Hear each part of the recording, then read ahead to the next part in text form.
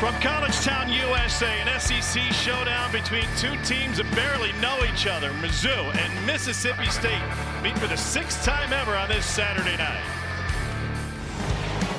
Welcome to SEC Saturday Night.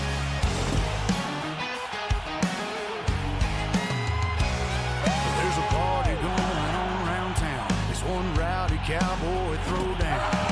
Miles around, the best of the best come here to put their tough to the test. Give it all for gold or go home broke. When they open up that gate, welcome to the show, welcome to the home of the world's biggest rodeo, where the stars light up the night underneath that Texas sky. Welcome to the show, are you ready for a ride? Yeah, you better buckle up and hold on tight, where the Bayou City streets meet the country roads. Welcome to the show. From Columbia, Missouri, you're watching SEC Saturday Night, presented by T-Mobile 5G Home Internet. This is Faurot Field at Memorial Stadium, and tonight two teams trying to salvage their seasons. Missouri started 5-0, had designs on the playoffs. That has fallen off, and Mississippi State is in need of just one more win to return to the postseason for the first time since Mike Leach led them there in 2022. Another sellout here at Faurot Field, the 20th straight. Mississippi State trying to get it done on the road tonight after heartbreakingly close losses. And Mizzou on senior night is trying to close their season out with style. Let's get you down to the field. The head coach of the Missouri Tigers, Eli Drinkwitz, is with Cole Kublik. Coach, one start under Matt Zollner's belt. What was the advantage of that coming into this week to prepare him for this game as opposed to going into last week? Well, I think he kind of knows what to expect. He's got a better understanding of what we're asking him to do, and I'm excited to watch him play tonight. High-powered offense you'll see on the other side. What are you watching for initially from your defense that has to happen to get a win? Yeah, we got to get our cleats to the ground, communicate, and stop the run. Thanks, Coach. MIZ. Right, that's head coach Eli Drinkwitz. 22 consecutive wins against unranked opponents. Tom Hart alongside Jordan Rogers. Certainly a test in the SEC when you throw out not only a freshman quarterback, but a guy who was your third-string quarterback to open the season. Yeah, a really talented kid, just thrown into a tough spot against Vandy, and then a tough spot making your first career start against one of the top teams in the country. So there's going to be ups and downs. Really talented. He was the number 6 pocket passer as a high school recruit. Just didn't play a ton of football. He actually missed almost his entire senior year, and so you see his numbers from the game last week.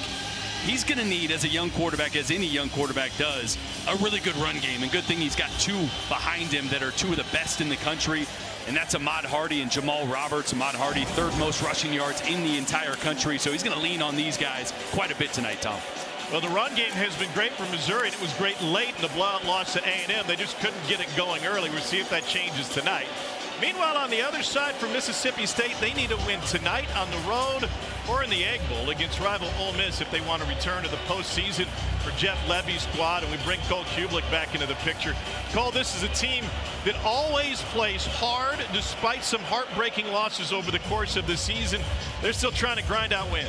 I think it's the #1 takeaway from this football team, Tom. You can talk about the offense, the tempo, maybe the aggressive nature of the defense, some individual performances that they've had. But when you put the film on and you watch this team on Sundays, as you mentioned, a late second loss, an overtime loss, they give full effort for 4 quarters. It was no different than last year as well.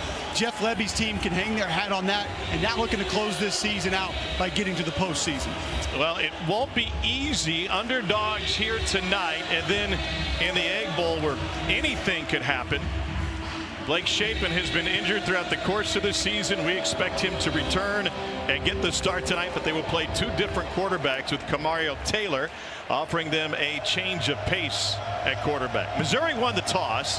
The Tigers have elected to defer, so Mississippi State will receive the football.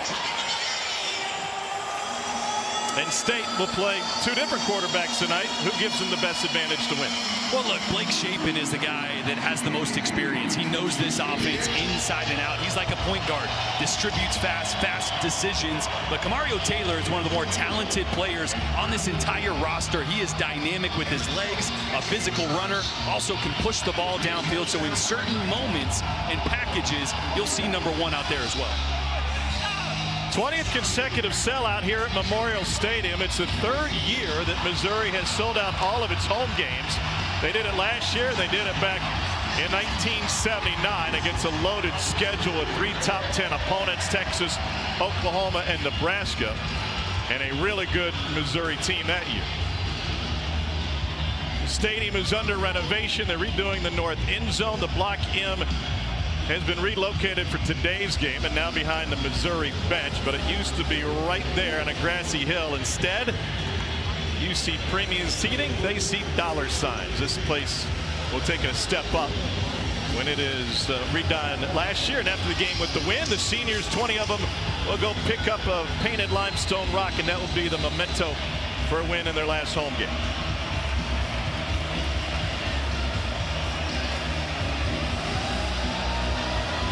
And we are underway from Como. No return for Mississippi State. Jeff Levy's high-powered offense, 54th in the country in passing, will be led out by Blake Shapen. Shreveport, Louisiana native, started his college career at Baylor.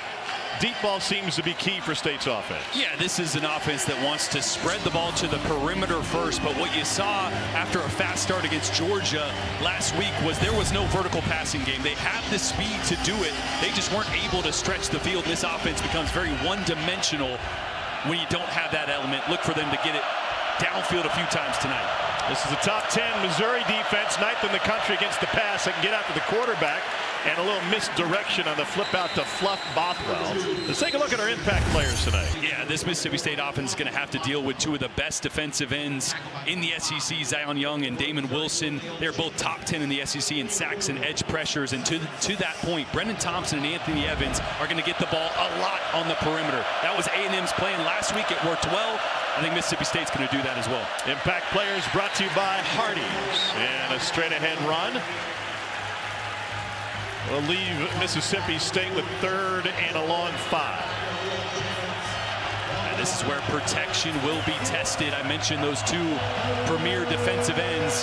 Head coach Jeff Levy said we got to chip all night.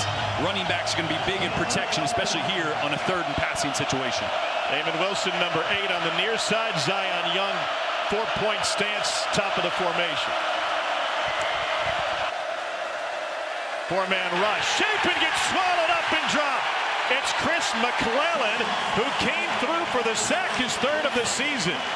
Well, this is the problem. You spend all your attention on these ends. Jeff Levy mentioned, hey, but number 7 is pretty good as well. Chris McClellan is going to come right through the A-gap, working right by Cannon Boone, the center, right in between Jacoby Jackson, the right guard. And a nightmare start for Blake Shapen. You never like to see 6'4", 323 pounds coming right down the A-gap. Nathan Pulliam gets it away. Kevin Coleman Jr., the former Bulldog, takes a fair catch at the 35-yard line after a 43-yard punt. And now Matt Zollers making his 2nd start of his career. Bo Prabula with a fractured ankle in the Vanderbilt game. Sam Horn, who's going to be playing for the Dodgers soon, is on the sideline. He was the 2nd string guy. He's got a torn ACL. So it's a PA native, Zollers, to get another crack at it. Yeah, the thing that probably impresses me the most about Matt Zollers is his willingness to stand in the pocket. Even when pressure's coming down, that's not usual for a true freshman quarterback. Usually they want to leave early. They get spooked early. Not with Zollers. He does a great job of hanging in there. It's going to be about being accurate with those throws from the pocket tonight. Alma, Mississippi native Ahmad Hardy is Missouri's running back. One of the best in the country. They go play action, and Zollers overthrew his intended receiver. Impact players brought to you by Hardy. Yeah, you mentioned Hardy.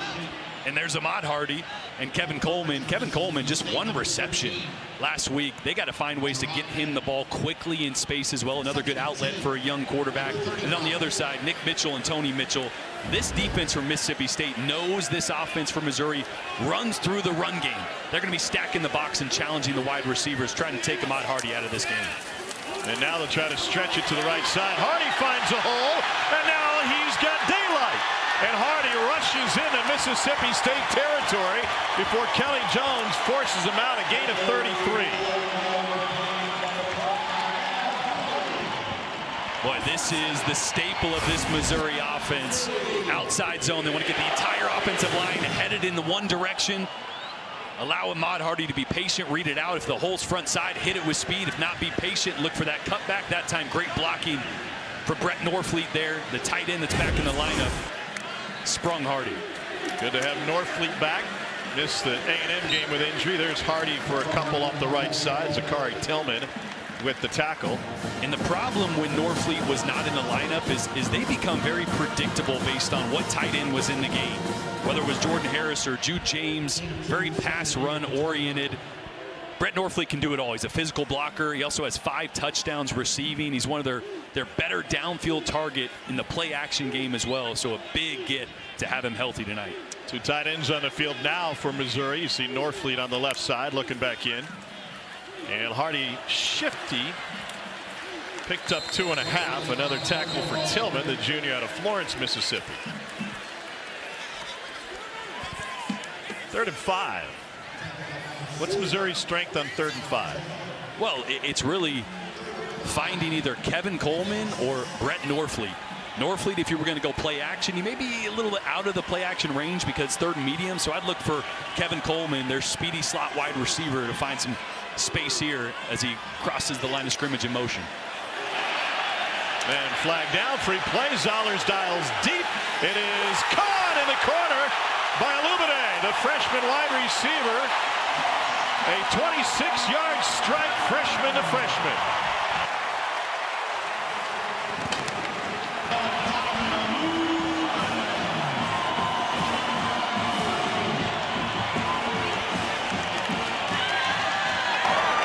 Offside on the defense, number 7 in the neutral zone at the snap.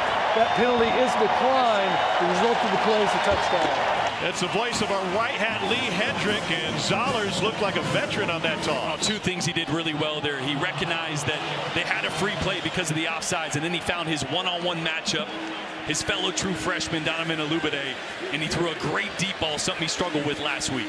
Here's Robert Meyer on for the point after, and the freshman, it's a line drive through the right goalpost. Boy, the true freshman connection on full display early here from Missouri. The future looks bright. 5-1. Here is your equipment share to the house. Matt Zollers has Mizzou on the board, 3rd touchdown of the season. Yeah, deep ball was an issue last week. They were just 2 for 8 on throws downfield of 20 or more yards. That time right on the money. I love it. A true freshman. You recognize you got a free play. You find your best one-on-one matchup, and you throw a really good ball. And you talked to Eli Drinkwitz about that in our meeting yesterday, that he wasn't giving his wide receivers a chance. Yeah, I think Vandy game, he was throwing it out of bounds. And then last week, a little long on a few of those throws. So really good air on that one, allowing Donovan Illuminae to adjust and bring that one down. Oliver Robbins has the ball on the tee for Mizzou.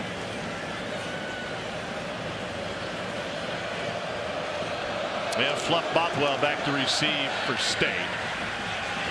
Goes the opposite direction, and Devon Booth will get swallowed up by black jerseys at about the 18-yard line.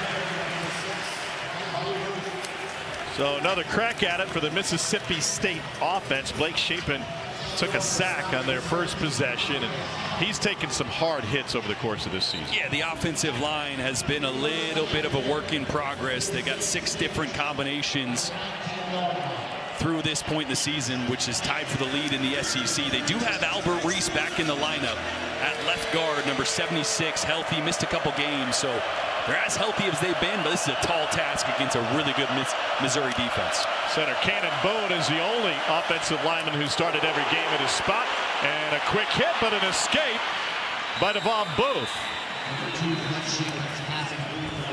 And a broken tackle. Ends up picking up 8 yards for Mississippi State. Yeah, and positive plays to start drives are so important for this Mississippi State offense. They want to get in tempo. They want to push the tempo, especially against this defense with how talented they are up front. They fake. And now Brennan Thompson, the speedster, picks it up on the end around, and he gets sandwiched, but after he picks up the first down. Brennan Thompson, he was one of my impact players. He is got speed, Tom. How fast is he? the fastest wide receiver in college football, and that's not a superlative. That is fact. Dump off, and Anthony Evans has nowhere to go. He loses 1.5 yards. Thompson transferred in from Oklahoma. The senior out of Texas is a Blazer. And we got analytics on everything nowadays. You can track speed, you can track acceleration. He hit 22.4 miles per hour in game this year, which is the fastest by any wide receiver on any play at any time in the entire country. No huddles on 2nd and 11, and Chapin tries to escape, and he's brought down, which will lead to a 3rd and 10. And this is not where this offense wanted to live, but I do like them going tempo here, trying to not allow Missouri to sub. Well, State must have subbed because Missouri was allowed to get a couple off. The center judge held the snap. Brennan Thompson came back onto the field. That's the reason. And I'm sure they'd prefer to have Thompson on the field on 3rd and long. But it gave Mizzou an opportunity. And Missouri sends 5. Chapin, the face mask, gets taken down. It's Damon Wilson who yanked on him. I didn't see a flag. Pardon me, there it is. Personal foul, face mask on the defense. That 15-yard penalty will be enforced from the end of the run, and it carries an automatic first down.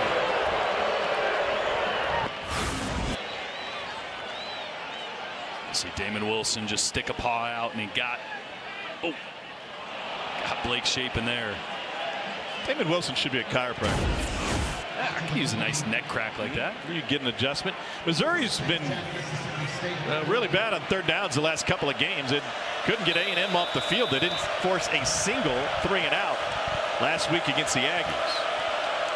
Mike Elko's team has barely survived with a massive second-half comeback to stay undefeated with a win today against South Carolina.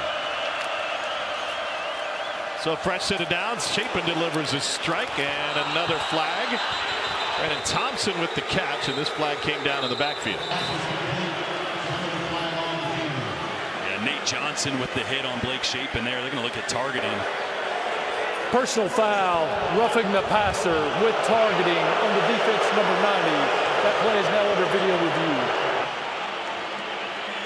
This is one thing Eli Drinkwitz told me down on the field is they felt like they had a read on when Chapin was going to pull the zone and try to throw into the flats, and that is a defenseless player, obviously quarterback in the pocket, so it doesn't have to be crown of the helmet. Any forcible contact to the head or neck area, and I tell you what, that's forcible contact to the head. Every bit of it.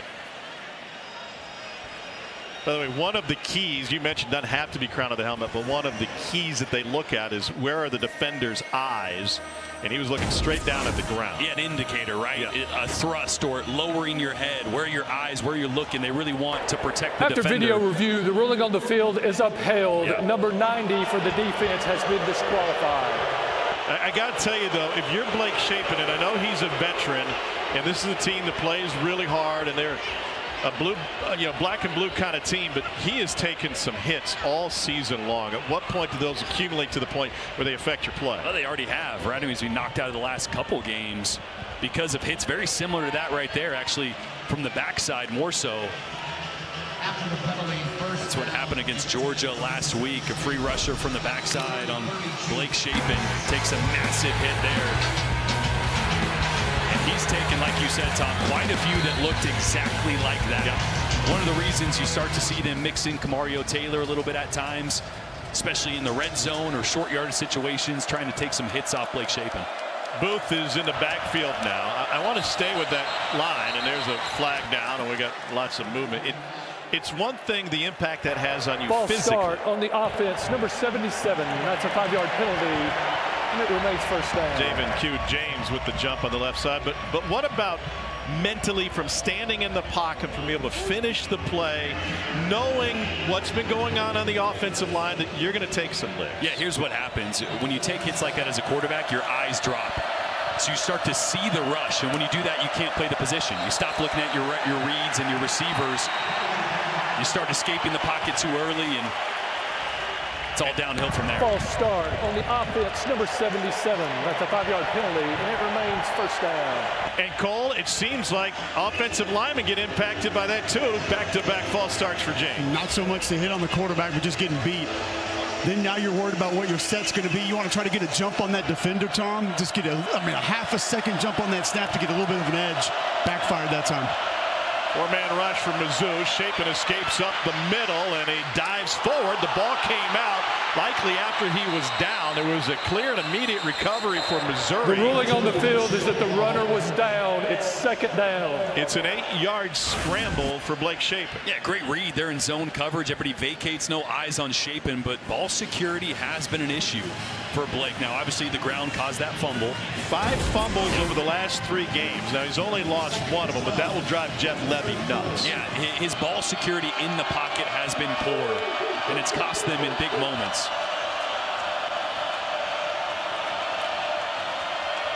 Looking near side, and he delivers Anthony Evans. He immediately gets taken down by Toriano Pride Jr. And this is part of the result of not being able to stretch the field vertically. You got defenders like Toriano Pride that sit in zone coverage with heavy feet. They're not worried about getting beat deep. They're worried about rallying to the tackle and taking away space in the line of scrimmage like he did right there. Corey Batoon's Missouri defense already has 3 tackles behind the line of scrimmage. This is only the 2nd possession for State. That's 3 out of 10 plays State has run.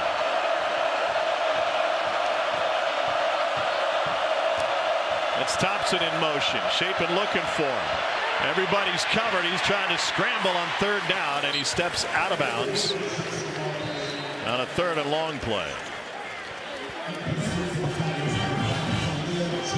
So 4th down from the 30-yard line.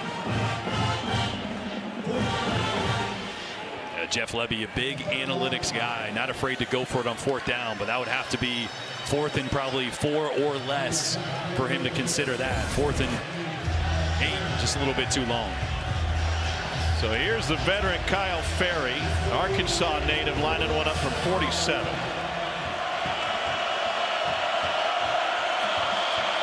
Nine of 12 on the season for Ferry, and that one starts left, and it just gets inside the upright. Nice little draw for Ferry, and that will cap a 9-play, 51-yard drive.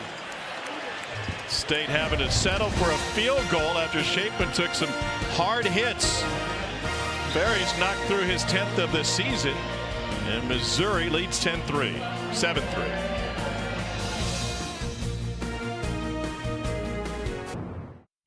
SEC Saturday Night is presented by T-Mobile 5G Home Internet. If you didn't know T-Mobile has home internet, you do now. Well, Matt Zollers is making his home in the Midwest, and he's kind of like a Western throwback. Yeah, young gunslinger. Here's the good from Zollers. It's the playmaking ability. Free rusher here, uses his athleticism, finds a receiver in tight coverage down the sideline. That's been the good. The bad, I mentioned it already, some of the deep ball accuracy. This one lands way out of bounds. Got to just learn to leave the ball on the field. An underthrow sometimes is your best. In the promising here, not the ugly, the promising. He's willing to stand in there with a free rusher and deliver a strike right here on the money. Ended up being dropped, but I love the way he has courage under fire and accuracy. Kind of like another dude that was a pretty good gunslinger back in the day for TV, in movies. Yeah, Clint Eastwood. Clint Eastwood had a much longer runway. I mean, the learning curve has to be really steep for a true freshman quarterback to be thrown into SEC play. No doubt. Yeah, thrown into a massive matchup on the road at Vandy, and then an even bigger one against A&M last week. But I tell you what, you see moments of growth here and there. It's never going to be perfect for any young quarterback, but I like what I see so far. And here's the outlaw Josie Wales, Kevin Coleman.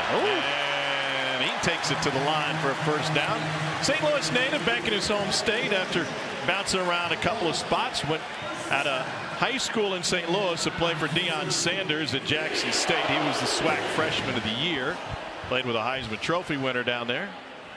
Third in the SEC in receptions. I love how offensive coordinator Kirby Moore uses him like a chess piece in this offense. You see, he's always on the move. Ahmad Hardy I'll tell you one thing you're going to learn pretty fast going against number 29. You got to wrap up. You cannot come up to Ahmad Hardy with a shoulder and think you're going to bring him down. One of the best in the country at forcing missed tackles, broken tackles. He's a bowling ball back there. And he's got space again. And a pop to the outside before he gets hit from behind. Another first down run for Ahmad Hardy.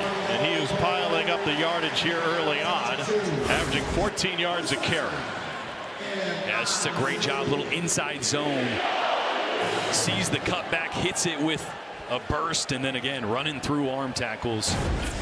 It's a great example how much of the field you have to defend when he's running the football. That's cut all the way backside behind the backside tackle.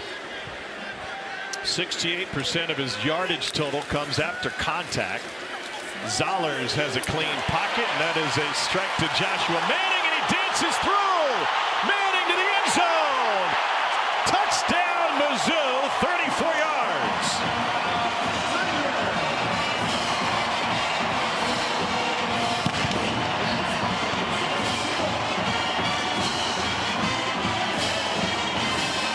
They didn't take long, did they? Boy, two really good drives to start this game from Matt Zollers. And I love the play calling on that drive from Kirby Moore, moving Kevin Coleman around, getting Ahmad Hardy going, really mixed up the run pass, and dialed up some easy throws for Zollers and the catch after the run. As Kirby in the middle of that screen. Point after is true. Missouri's had 2 possessions. Each time Hardy has had a huge run, and each time Zollers has finished it off. Yeah, the true freshman looks really good to start this game as Missouri bounces back.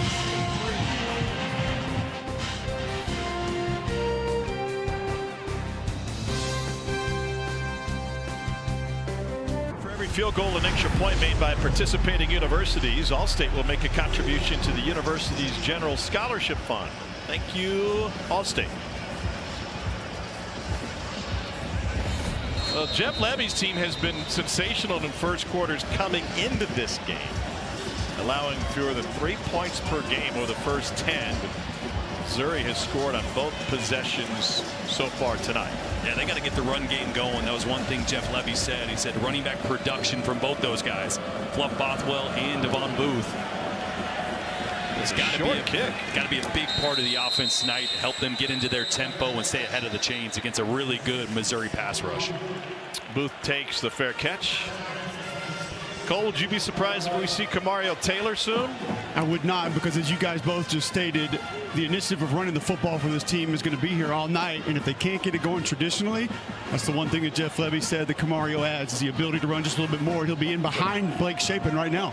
Yeah, that brings a little firepower to the pistol. 2 quarterbacks on the field at the same time. And they fake the option and they bring it back the near side. A little misdirection on the window dressing for State. And Xavier Gayton, sophomore out of Brookhaven, Mississippi, picks up 2. Yeah, he's done a great job filling in for Blake Shapen in the last 2 weeks. And he's going to take the snap on this one. Shapen off of his left hip. Hand off to Shapen, who wants to throw on the run. A little razzle-dazzle for State. It's converted to Thompson, and he's in a foot race. Brennan Thompson, the fastest receiver in the country, takes it all the way down inside the 20 for a gain of 54. I love it. You're just stealing eyes on the second and third level. All these guys worried about, okay, which quarterback's going to get it, what's going to happen, and they just lose track of Brennan Thompson in zone coverage, and his speed does the rest. Love the little wrinkle that Jeff Levy added in there, getting both quarterbacks on the field. Now Blake Shapen goes to the sideline, and Kamario Taylor out there by himself. Taylor has converted 58% of his passes on the season, the freshman out of Macon, Mississippi. More dangerous with his legs. That's how he converted against Georgia. And a QB draw, and he takes it to the outside and down to the 15.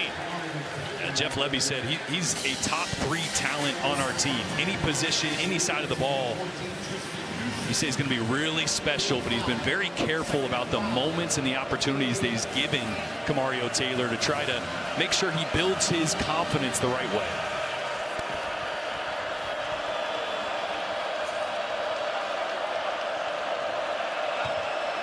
Going to overload the left side. Bothwell in the backfield. And Taylor trying to take it to the outside, and he gets thrown down for no gain.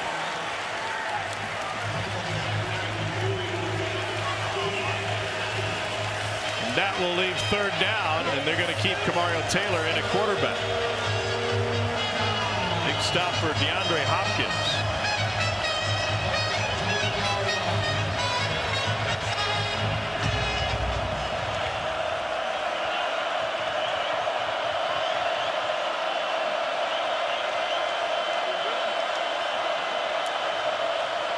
Taylor's going to run it. He's got room. He's got a first down as he bangs his way inside the 5.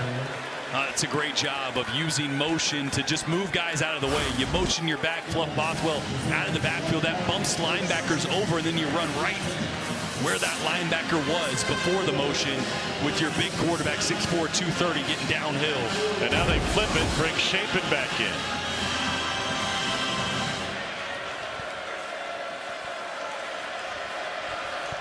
So you're definitely going against tendency for Jeff Lebby. A couple times you would think Chapin would back in. He's out. You think Taylor would stay in. Chapin comes back in. And a quick snap. Handoff. Nope. Chapin kept it, and he gets thrown down for another tackle behind the line of scrimmage. It's Darius Smith that time for Mizzou. That was a really good job by Darius Smith. They were trying to get a little hide route. Leak a guy into the flat for an easy throw, and Smith blew that up. I talked to Darius Smith on the field before the game warming up. He's going to play about 4 positions tonight. I said, which job are you most excited about tonight? And he said, defense. You saw the stats on Chapin and the hits he's taken. Hard to find a quarterback in the game who's been sacked more than Chapin. They bring pressure. Chapin finds his tight end, and stumbling out of bounds for a limited gain goes west. Like Cole, you mentioned, kind of breaking tendency of when they put Chapin back in, when they pulled Kamario Taylor out. In hindsight, maybe you would have loved to leave him in there inside the 10-yard line, get a couple physical runs going downhill. Instead, now you're 3rd and goal from the 8-yard line. You're going to come out in a 5-wide look. Keep an eye on Zion Young right here if that ball doesn't come out fast. Chapin looking to the sideline, and State's going to use a timeout. Timeout, Mississippi State. It's their first charge timeout of the half. This will be a 30-second timeout. 27 seconds left in the opening quarter. 3rd possession of the game for Mississippi State. A sack and a punt on their first possession in a 5-minute drive that netted them a field goal on their second. It's been a tough luck program over the course of the season, especially in league play. Just 1-5 against SEC opponents. They burst out of the gate early and sent notice with an upset at home against Arizona State. But they failed to continue that momentum. Takes some big bust in big moments. Tennessee had a pick 6. Texas had a punt return.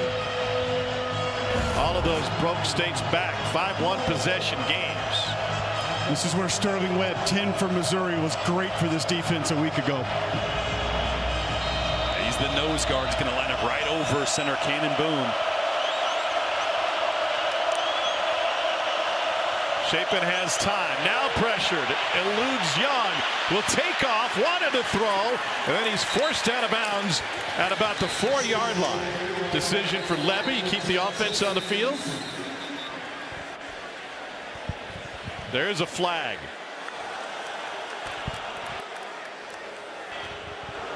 Holding on the defense.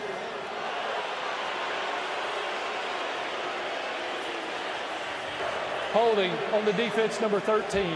That penalty will be enforced half the distance to the goal from the end of the run, and it carries an automatic first down. And that is a huge break for Mississippi State. Get a fresh set of downs and move the ball down to the 2-yard line. Yeah, that's Dalen Carnell. And that was right in the direction that Blake Chapin was looking. I believe he got tied up with Brennan Thompson in the slot. Would you go to Taylor here? again, last few weeks, it's kind of what they've done. So I'll tell you, I don't care if it's Taylor, Bothwell, Booth. I just get downhill right here. You have the backs, the personnel to do it. Get north and south quickly. And the tight end Traore lined up on the right side. It's Chapin on a QB draw. He took a hit, and he shoved his way in. Jamin James cleared the way for him, and Blake Chapin with a touchdown run, and his helmet got ripped off in the process. That is one tough dude. There's the signal now. The result of the play is a touchdown. I'll tell you, Tom, I'm right in the back of the end zone before where that happened. I felt that shot to Blake Chapin.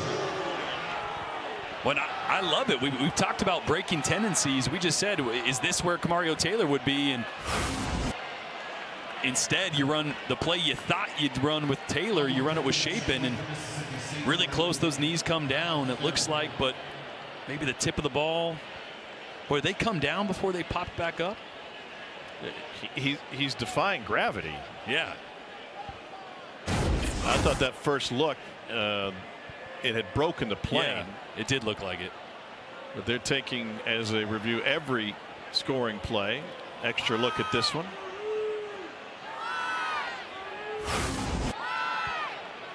See when these knees come down. It's like right there. It'd be tough to overturn, even if with his left hand covering up the football at the front end of it. So Nathan Ferry on for the point after, and it is good.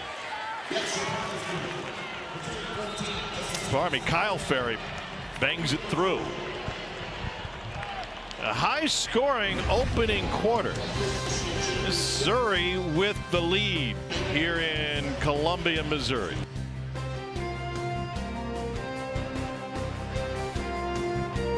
With a touchdown on the board moments ago, Cole Kubelik with Jeff Levy. Coach Levy, you've rotated quarterbacks just a little bit, Blake Chapin, Kamario Taylor. Based on what you've seen so far, how will that change the direction you want to go the rest of the game? Yeah, I think both guys are going to play. We got to do a great job mixing it up, keeping these guys off balance. That, to me, is what can create some sustainability in the run game, and we need that. Thanks, Coach. Thank you. No return for Missouri.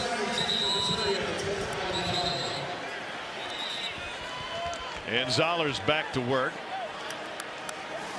3 for 4 for 71 yards, and much more efficient tonight. It helps with the Missouri offense, run game and pass game. 2 drives, 2 touchdowns. They've already had 9 plays, and 4 of them have gone for 20 yards or more. Yeah, Ahmad Hardy, when he gets going, this offense just unlocks. Then you get the boots, you get the quick passing game, you get the shots downfield. Everything runs through 29. Now Jamal Roberts out there, another really good running back. Zoller is trying to fit it into a tight window, and he finds Kevin Coleman Jr. Coleman led Mississippi State in receiving last season. That was a gain of 5, a first down. And now Hole on the left side. Jamal Roberts this time, and he goes all the way into the chairs. He would. Is that a sport? It should be. Great up front, big hole for Roberts. And what are his 2 offensive linemen there? Help the guy out. Stop him. 65's got to throw a hand out there and give him a little assistance there. Human parachute. They know how hard he is to bring down, and they wanted none of it. Stretch to the right side. It's Hardy in the backfield now, and Hardy laying a lick. What a 1-2 punch. Cole, you may need to add Brett Norfleet. He's there. He's already invited. The block party. He's already invited. Because this is massive from the tight end. Watch this block right here from Norfleet. Come on. Brylan Lanier coming up trying to set a firm edge, and Norfleet goes, son, get your weight up. That is massive. Offensive lineman in the game. He takes pride in it. He loves it. Big dude, 6'6", 260. He outweighs Lanier. by 70 pounds. First down run for Ahmad Hardy. And I'll say this, Tom. We talked to Briley Lanier yesterday, and the one reason I wanted to talk to him is that young man is not afraid to put his body on the line. He took on 2 Georgia pullers last week, and I thought he was going to get killed. He'll come up and hit anybody, anything, any size. I don't know the tight end from Missouri, but that young man has no remorse for his body playing football. Started his college career as a walk-on at Alabama, then went to Indiana, then the JUCO route. He said, I appreciate everything about this Mississippi State program. Trying to stretch it to the near side this time, and Roberts taken down. Cole, when they run that stretch play, does the running back have a designed gap to get through, or is he just waiting for daylight? Definitely not a design gap. You have a track that you follow.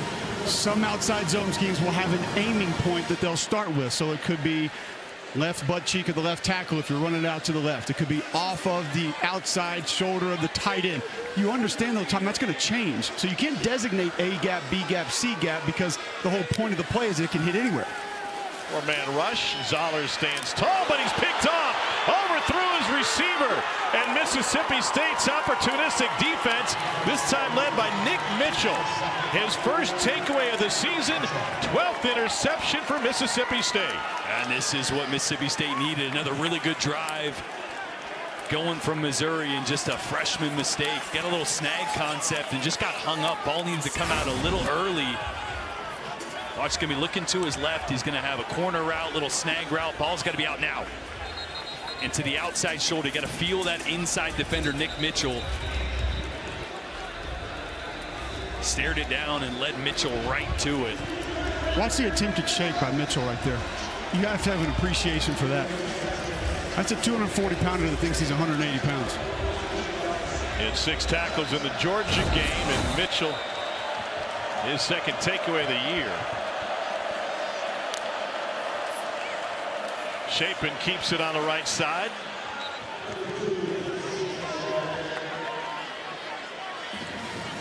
And a huge opportunity for Mississippi State.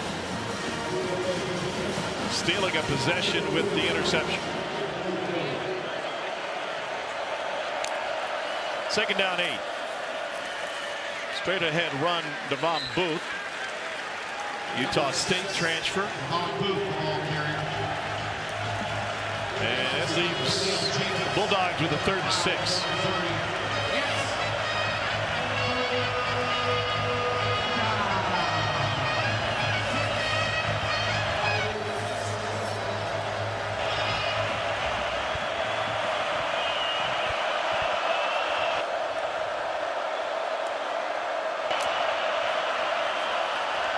Chapin steps up. He's going to run for it, and he picks up the first down before the slide.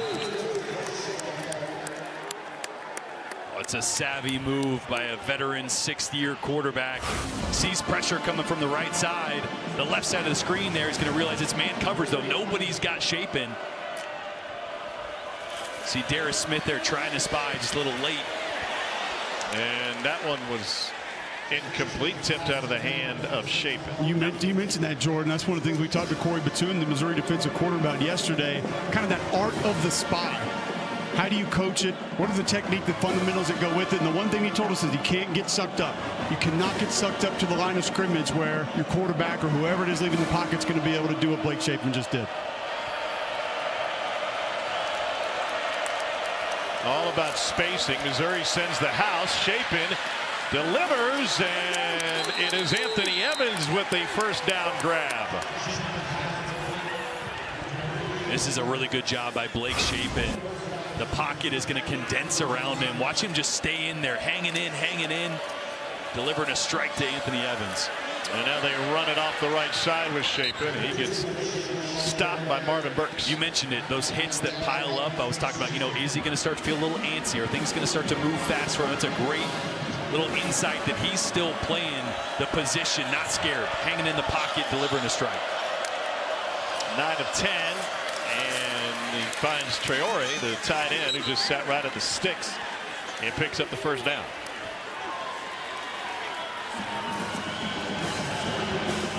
This drive started with a Mississippi State interception.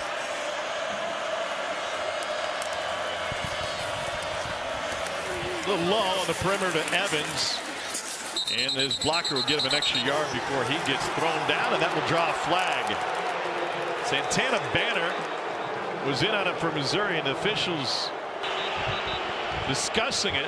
Two that were right there on top of the play. One threw the flag. I'm not sure the other one thought it was a penalty.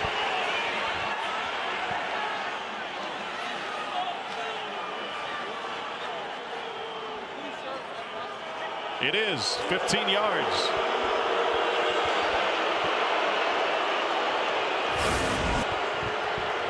You see Banner here just throwing Anthony Evans to the ground. A little excessive, probably some frustration. The tempo was mounting for Mississippi State, gain after gain. And what makes it a penalty is that forward progress had already been stopped and the whistle had been blown.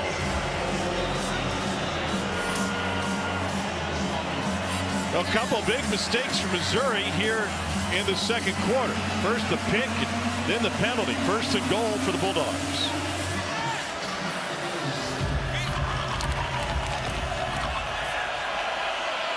Chapin out of the shotgun. Rolls to his right. Oh, got crunched again. That time it was Josiah Trotter. Boy, the hits are adding up for Chapin early in this game. He's trying to get down. Trotter beats him there. That's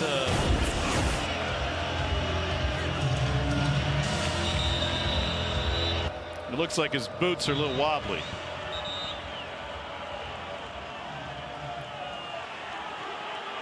They're looking to look at it for potential targeting. I was going to say it's kind of a sideways slide from Chapin. You know, he's going down. Plays under video review for a potential targeting. He's not a protected player, right?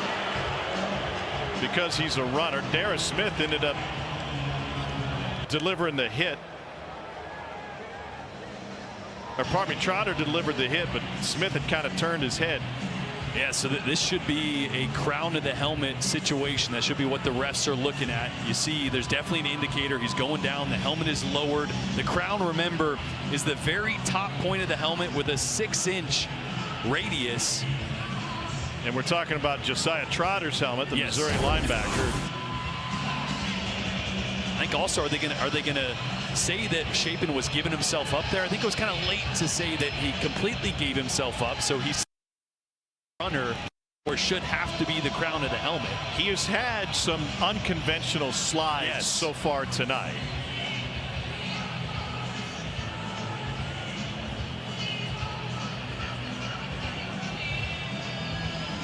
You know, I saw legendary state baseball coach Ron Polk down on the field before the game. He could probably give Chapin some tips on how to slide. Yeah. Well, to your point about crown of the helmet, that looked textbook for Josiah Trotter. If you were to circle that diameter that you're talking about, it would have been, you could put an X marks the spot right on the top of his 3 stripes. Yeah, so again, I think this will be a targeting. To your point, it did look crown of the helmet, shouldn't matter. After video review, video evidence shows that number 4 targeted the runner using the crown of his helmet. That penalty will be enforced half the distance to the goal from the end of the run. It carries an automatic first down. Number 40 of the defense has been disqualified. That is a huge loss for Missouri's defense. Trotter is their leading tackler. Comes from great lineage. His dad, 4-time Pro Bowl and in the Eagles Hall of Fame. We had a great visit with Trotter earlier this season. He is the heart and soul of that defense, and he is lost for the remainder of this game. It's really tough for a defender because you're thinking the quarterback's going to come in at a normal height, and he starts to slide, so your body starts to follow him. Obviously no malintent there from Trotter, but it was textbook, crown of the helmet, trying to protect the defender there, and a big loss, like you said, for Missouri. Fluff Bothwell is the running back. State looking for the lead. Here's Chapin, and he gets taken down behind the line again. Darius Smith with a big play for Mizzou. Like Cole mentioned, the versatility of Darius Smith. Such a dynamic player, 6'5", 240. He'll play outside. He'll play a 3 technique. He'll play off the ball. former transfer from Georgia, a heck of a player. And you see there bringing in another really good Taylor. I don't know about you, but I've never heard a guy that doubles between 3 technique and star. Yes, exactly.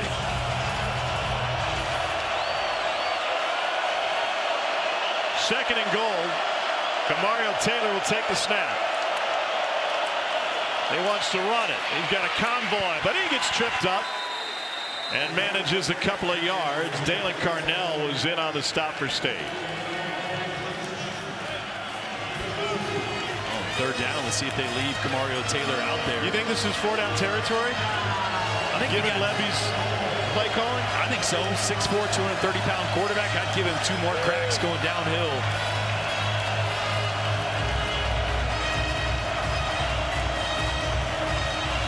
Levy was a standout high school offensive lineman before injuries derailed his career. Chapin will watch. It's Taylor and Bothwell in the backfield.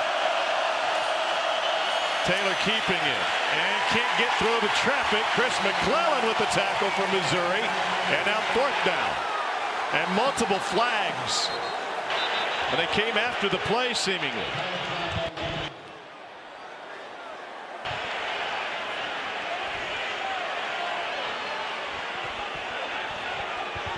Remember, Missouri gave Mississippi State a fresh set of downs inside the 10 on the last drive. Personal foul, face mask on the defense, number 0. 15-yard penalty. Going to be enforced half the distance for the goal. Carries an automatic first down. That is the 5th Missouri personal foul in this first half, and 2 have been ejected to targeting. That's Stephen Hall right there, number 0. He's tied up with the tight end Cam Ball. Oh boy. I don't know if I love that one at all. Way away from the ball. Right at the end of the play.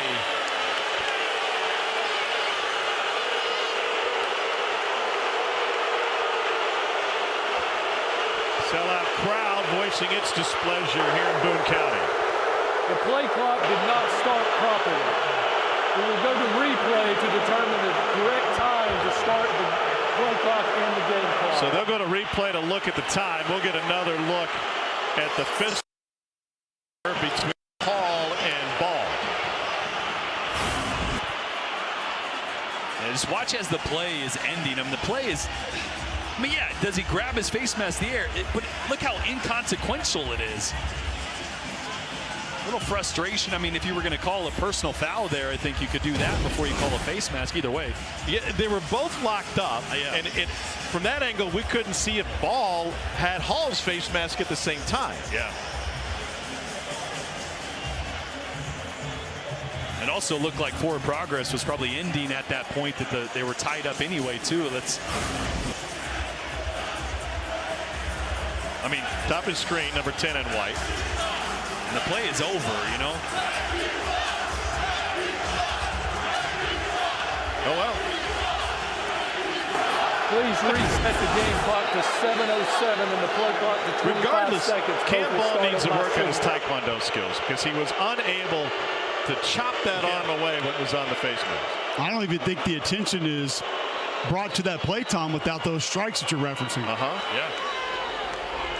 Good point. First and goal for Mississippi State. This will be the 13th play of this drive. I said a couple runs right up the middle with Mario Taylor gets stuffed.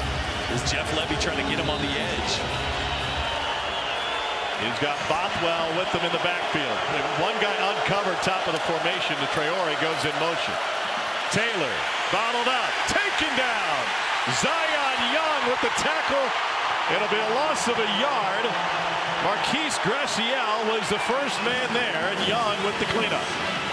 Wow, this front for Missouri is just dominating the line of scrimmage. No push from this Mississippi State offensive line down here inside the 5. Stonewalling Mario Taylor back to back to back. So what's in the playbook to get to the perimeter, or do they have time to do it? Yeah, I'd almost love just a sprint out. Get number 1 on the perimeter with a 2-way option. Play clock already at 1. It's at 0, and that will move State back farther. Delay of game on the offense. It's a 5-yard penalty that remains second down.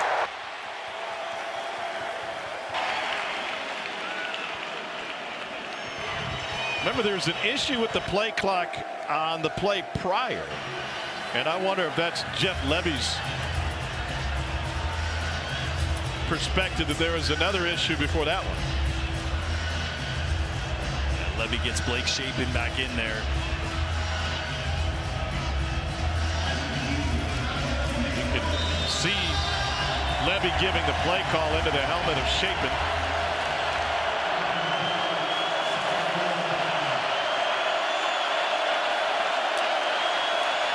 Quarterback draw. Shapen has nowhere to go. Boy, you're getting man coverage. You got Brennan Thompson and Anthony Evans. I'd love to see a stack route, a motion before the snap, trying to take advantage of the man press coverage that Missouri's giving you right now, and it's just been quarterback run after quarterback run. And now the 15th play of this drive. They're going to get the same look here from Missouri.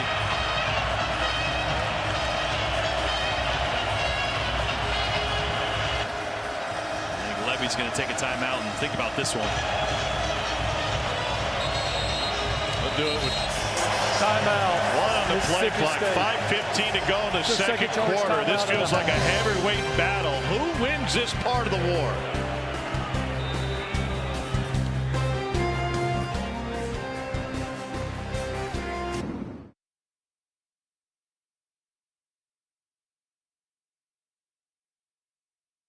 State at 1st and goal at the 2. And now a bad snap. It got away from the holder. And Missouri scoops it up. It's Toriano Pride Jr. Disaster for State. Missouri taking advantage. Pride down the sideline. Pandemonium in Columbia.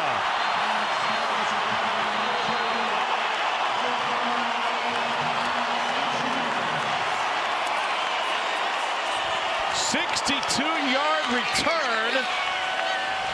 Mississippi State had 1st and goal at the 2 after a 15-play drive, and they get nothing. I'm not sure I've seen a worse sequence of plays. You get 6 quarterback runs in a row. You get stalled inside the 5. You settle for a field goal, a low snap, really tough to deal with as a holder. You end up trying to flip your hands or not flip your hands. Goes off the knee of the holder. The ricochet gets picked up, and Toriano Pride, a great job just keeping this thing alive, straddling the sideline, really close to getting 1 foot out there. But what a turn of events. You mentioned, Tom, they were at the 2-yard line with the 1st down. That is incredible. There's an injured Mississippi State player near the 50. We'll update that in a moment.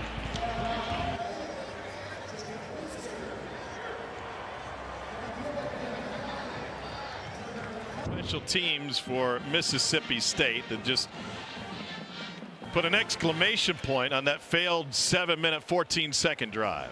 That's the toughest spot for a holder. I was a holder in college as well. The low right at your knee is the toughest spot to react to. High, I'm fine with that.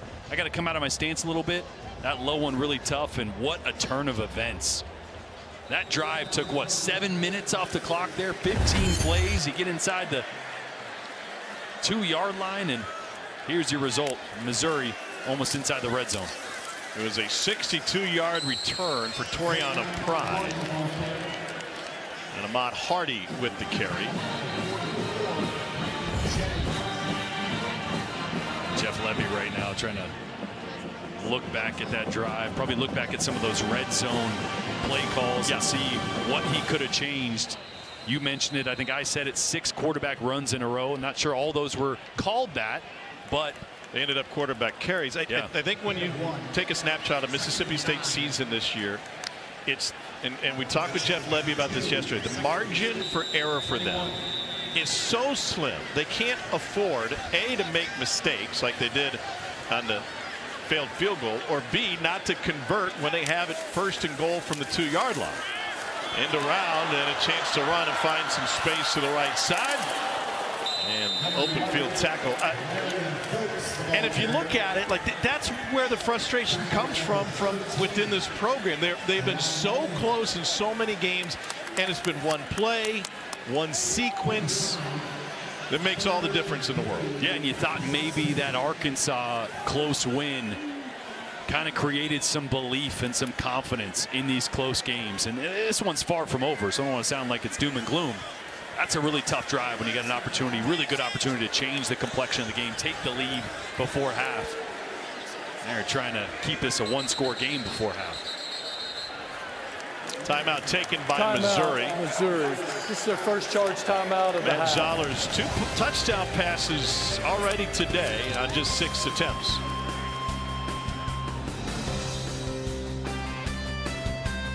Summary summarizes the game. Zollers with a couple of touchdown passes on Missouri's 2 opening drives. Missouri's defense has dialed up the pressure all night. Blake Shapen had a touchdown plunge. But then this, yeek. Got a little weird after that. Sure did. The 15-play drive by Mississippi State, getting to the 2-yard line, settling for a field goal, and then that. They're down 3. Zollers has it. Double pump. And found a band member. Hey, good catch, first row. Yeah, going to be on TV tonight. Get that dude bottle service at my house. He deserves it. Great little mullet, too. He's from Carrollton, Missouri. Nice catch. He's like, dude, you see that? He snagged it. It's like Happy Gilmore's caddy. Yeah, it kind of is. All right, let's see if we can get a clean operation here. 34-yard attempt for Robert Meyer. Also a great mullet. Indeed. He's from Colfax, California. Oh, my. You know, we have all these premier head coach opportunities, and agents are going to drive the money up for the best coaches in the game. Special teams coaches around college football today, the good ones are going to get raises. Yes. Because there have been some massive mistakes throughout the day. Offside on the defense in the neutral zone, causing an offensive reaction. 5-yard penalty that results in a first down.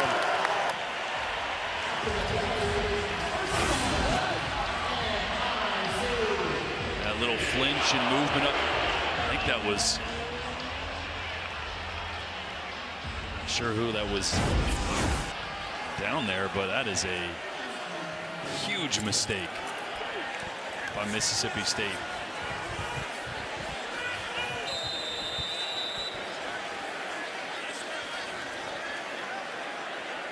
Zollers out of the shotgun. Check to the signals on the sideline. He's going to tell his center Connor Tollison to hold on.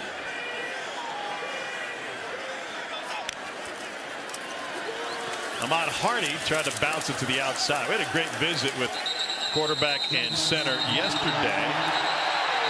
Home crowd not appreciative of the Mississippi State effort after the whistle.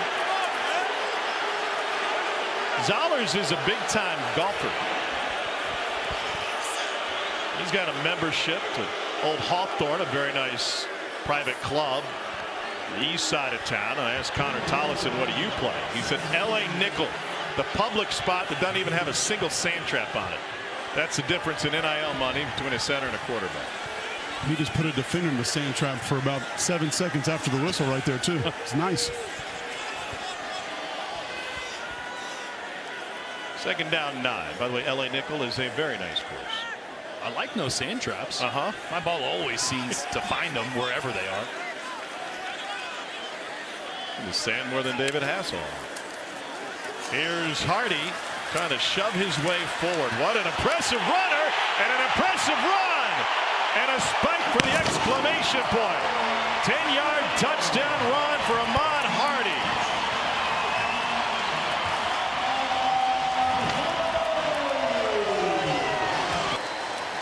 Well, on the previous previous drive, Mississippi State had 16 plays but couldn't score. And on this one, Missouri needs 5 plays to punch it in. Ahmad Hardy plays the chip on his shoulder. He said, I've been overlooked every step of my football life. He was on the B field when he first showed up. Louisiana Monroe. Said nobody could tackle me there. I scored every time I touched the ball. Got a chance to start. And he has parlayed that great season last year as a freshman, a great one this year. A lot of big bodies down here, but watch Joshua Manning.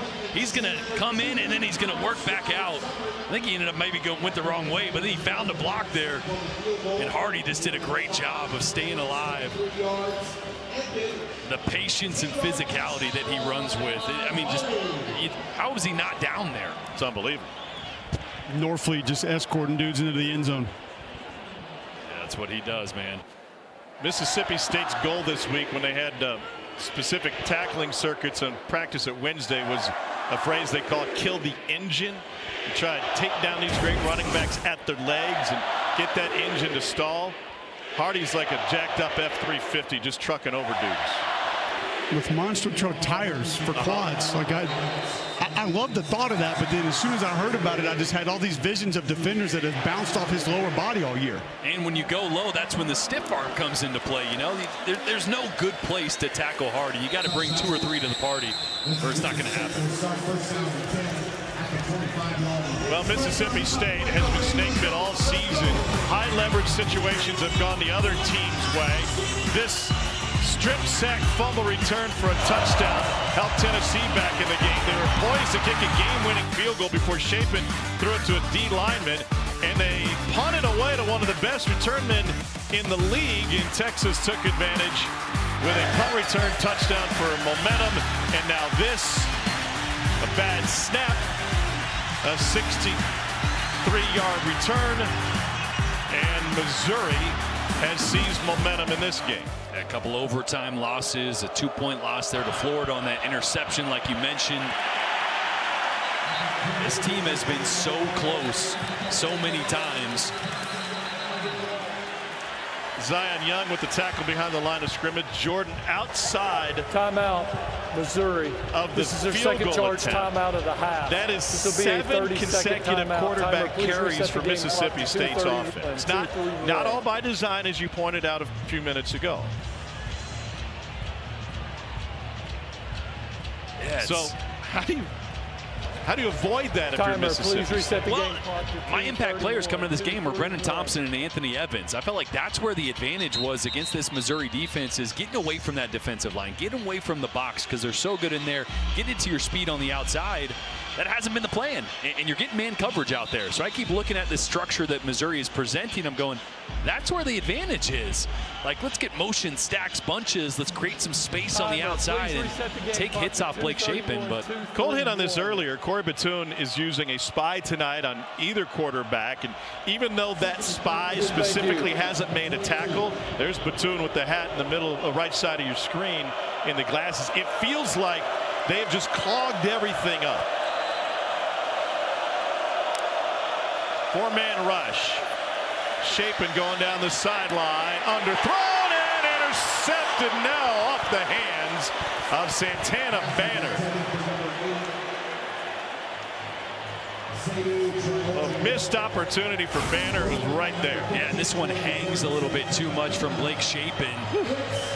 It's a tough throw from Chapin because Traore didn't have his eyes up, so as a quarterback you notice that. You try to put more air on it to let him adjust to it and get his head around, and Banner was just right there, and Traore did a great job of breaking that up.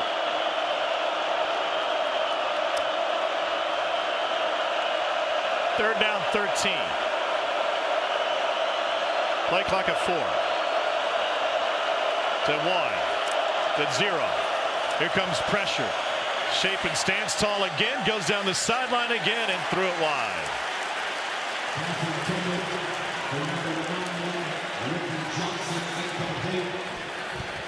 Boy, the frustration from Chapin. That's been kind of the story the last couple weeks. The pressure he's been under when they've tried to push the ball vertically. Zion Young just tossing offensive tackles. I mean, yeah, you got your right tackle laying on his back. That's never a good sign for a quarterback. Missouri has 2 sacks tonight and 9 tackles for loss. Ethan Pulliam punts it away, not a good one, but it takes a Bulldog bounce, and Kevin Coleman will let it roll. They're trying to force him over there to get it to touch it. It turns into a 51-yard punt for Pulliam. It was a 5-star pitcher at Starkville High School, former Yellow Jacket. Grew up a Derek Jeter fan. See, we always had Yankee hats around the house. I love the Yankees, but now I'm a Ronald Acuna guy. 21-10 Missouri, 2:05 remaining. So Tigers will have the 2-minute timeout and then 1 other timeout remaining. Do you take some shots? I think you keep leaning on your running game because that's been opening everything up. Ahmad Hardy already 97 yards in this first half. It's Jamal Roberts' turn to take a crack at it, and he maybe gets a yard. 2-minute timeout. Missouri has put 21 points on the board here in this first half. They scored 14 in the opening quarter. And this relentless Missouri defense has been punishing State tonight.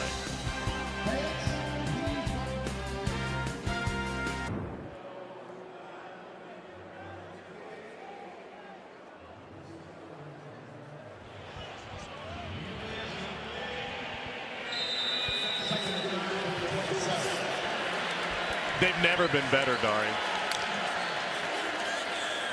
2nd down 9 for Ed Zollers and Missouri. Zollers 4 of 7, 2 touchdowns but a pick. Straight ahead, Tigers have a timeout available. Jamal Roberts with the carry. And they will go no huddle, but don't use a timeout. It's always an intricate dance when you're looking at a 3rd down and trying to figure out if we're going to stop the clock or risk giving it back to the other team. I think you feel pretty good about the way your defense is playing right now, and although it's just an 11-point lead, it feels bigger than that. You know, Missouri has controlled this game and answered the bell on defense when they needed to, so I don't think you need to take any risks here. Let this play clock tick down. High percentage throw or a handoff here. It's Roberts, found the gap and finds the hash marks. He just gobbles up yardage past the 50. Clock will stop to move the chain. 22-yard run. And now's when you can push that tempo a little bit. Little urgency here after that big first down. Flip the field and see if you can't get some points here before half. Nearly a third of Missouri's plays have gone for 20 yards or more. Completion to the edge to Lubade. He gets ridden out of bounds, and that will stop the clock at 59. And Missouri still doesn't have to burn the timeout. Boy, how good has Lubade been? Obviously, the big touchdown reception earlier. I was talking to Paul Rhodes, who's on the Mississippi State staff for the game, and he said, you know, one thing you got to be careful of, freshman to freshman, they've worked together a lot more than maybe Zollers has with some of these other wide receivers.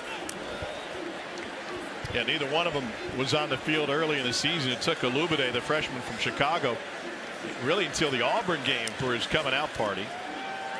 To the run game, and Tigers will use their timeout here. Well, Connor Tollison 15 yards downfield. What's he doing down there? Blocking somebody's rear end. But they're not going to use a timeout yet. 3rd down. 40 seconds and counting. Roberts has been split way out the last couple of these plays, then sprinted back into the backfield. Zollers lets it go, complete to the edge, and a turn back inside by Coleman. And Kevin Coleman Jr. has Missouri inside the 30. Boy, I love this. You get a bunch to the field there. You tuck Coleman as the inside receiver and have him on an out-breaking route. And a spike to stop the clock at 19. And an easy read there. You got 2 guys that are just running defenders off. That is a one-read type of throw. You guys running off on the outside. You got Coleman there. If he's not, then you got Norfleet And see, the other two guys, they're not running routes. They're just running defenders off. Coleman's a veteran receiver. Should he have peeled off out of bounds on that play instead of coming back to the inside? You'd like him to stay on the run there for sure. You wouldn't have to waste. They waste the time. They waste a spike. A spike. So you waste it down. Yep. If a down matters with 19 seconds, we'll see. Which it doesn't really with that timeout in your pocket. Zollers has time. Goes down the sideline. Leaping grab right at the pylon and incomplete to Manning. He was out of bounds. And the coverage from Diego Brumfield. Manning just ran out of room. I think he was out of bounds. Yeah, out of bounds there. So great coverage by Brumfield using that sideline.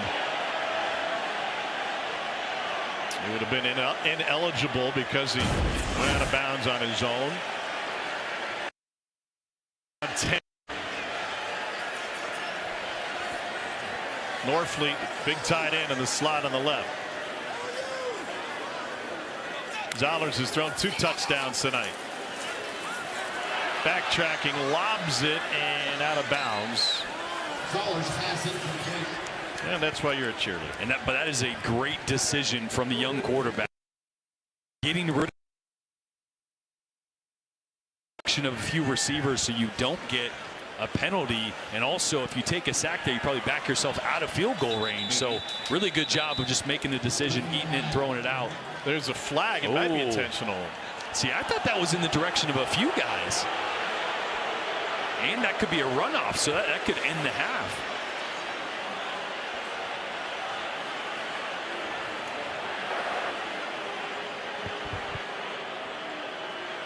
Boy, my eyes were telling me he was thrown in the direction of a few guys. Missouri can avoid the runoff by having a timeout to use. Yeah, with the timeout. Let's watch the bottom of the screen there. To avoid the down the sideline. The 10-second runoff, Missouri has called their final timeout of the half. I mean, it's 8 yards away from the receiver. I see your point. You know, I'm always trying to fight for quarterbacks' rights to protect themselves. Quarterback homer. The problem was that was just so far out of bounds.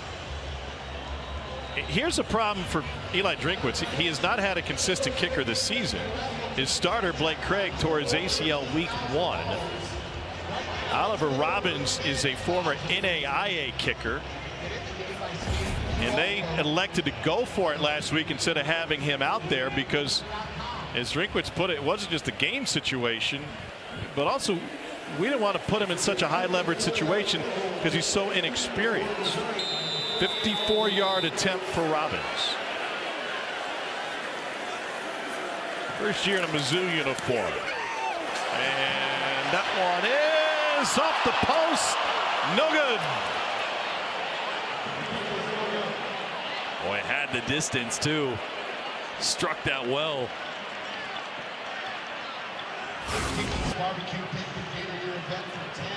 Boy, this one just trying to draw it in a little bit. It was starting that way, just not enough.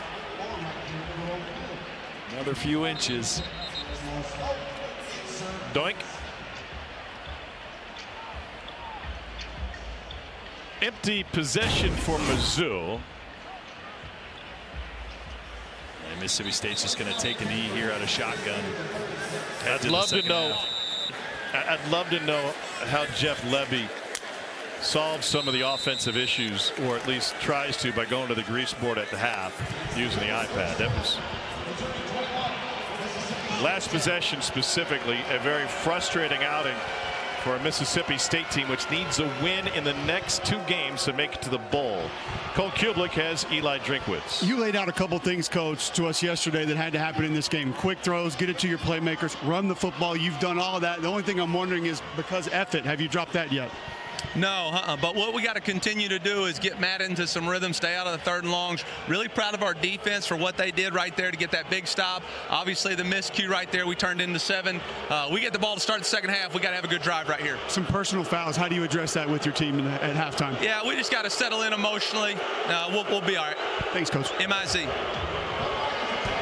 Missouri's had 5 personal fouls, 2 players ejected for targeting. But still, the home favorite leads 21-10 on this senior day. Now, Dari, allow those seniors to talk.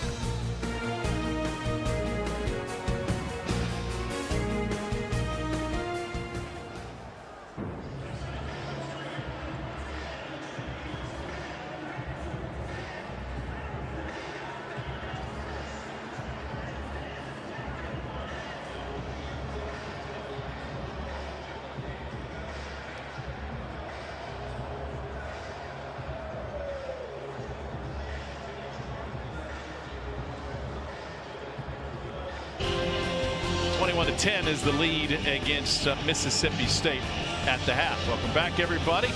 Missouri's offense steadied with the run game behind Ahmad Hardy, who's 3 away from the century mark, and Jamal Roberts, who spelled him for 7 yards a carry. Tom Hart, Jordan Rogers, Cole Kubelik is down on the field, and that has allowed Matt Zollers to kind of avoid some of the pressure of being a 2-time freshman starter in this league. Yeah, so we talked about in the open, right? Any young quarterback that struggled last week, just 7 of 22 against Texas A&M, needed the run game to get going. I'd say 134 yards in the first half. That's getting going, and he's just 6 of 10 passing the football, 2 touchdowns, the interception. They haven't really needed him, right? But he's been sharp when they've asked him to, but it's been the run game. You always talk with your hands? Sometimes. Yeah. Meanwhile, it's been another frustrating evening for Mississippi State, including an empty 16-play possession that ended with a muff snap. Set Missouri up. Time for Read and React. It's the hottest show in college football. Monday nights on the SEC Network. Cole. The stretch play is the foundation of this Missouri offense, and we had a heck of a run by Ahmad Hardy with it. Watch Brett Norfleet, the tight end. He's going to get the initial kick out, which is going to open up the first part of the seam. Connor Tollison is going to reach this almost 3. This is a difficult block to get that kind of width, get your hat across. There the seam opens up for Hardy to be able to cut back. Now, I'm not going to pretend like he just didn't bowl over a couple guys on his own, but excellent execution by Norfleet with that kick out, and then Tollison with the reach. And Hardy again, stop and go. And he bursts forward for a first down and a gain of 13. He's over 100, averaging 10 yards a carry on 11 touches.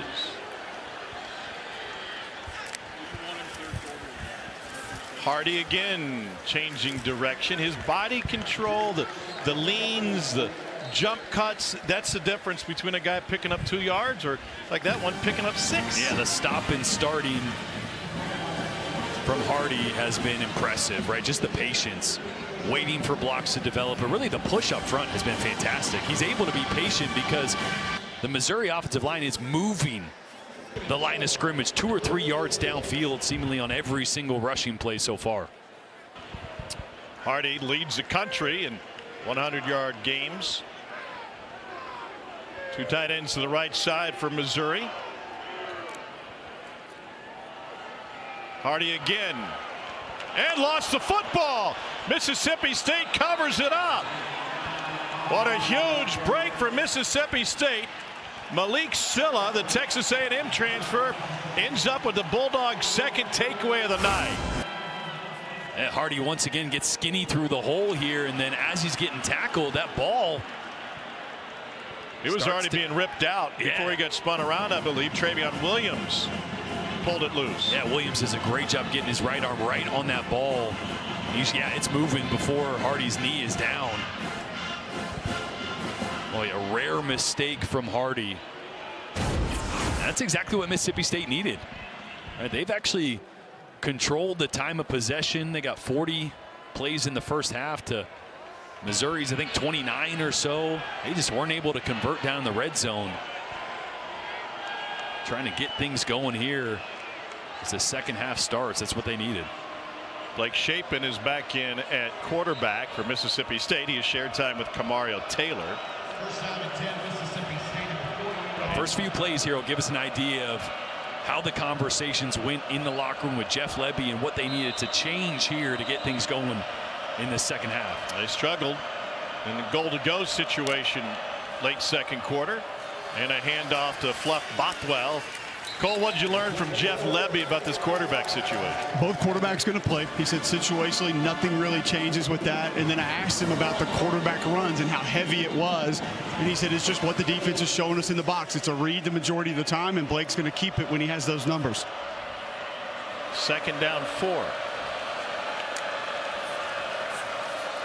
And Devon Booth. That would suggest, by the way, of 3rd and 2 upcoming, that despite having an advantage with the numbers, Missouri's interior defensive line or defensive line as a whole is so good that they're still winning against the numbers. No doubt.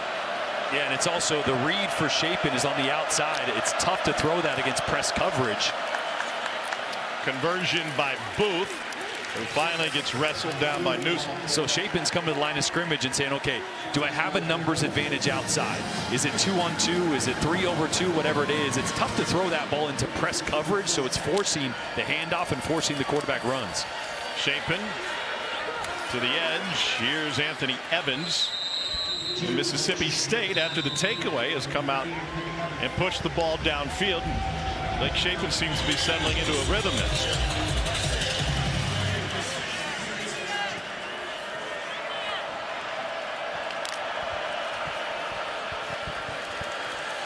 Booth picks up the first down. Remember that 16-play 7-minute drive that came up empty. That for Mississippi State followed the Zollers interception. And now this following Missouri's second turnover of the night.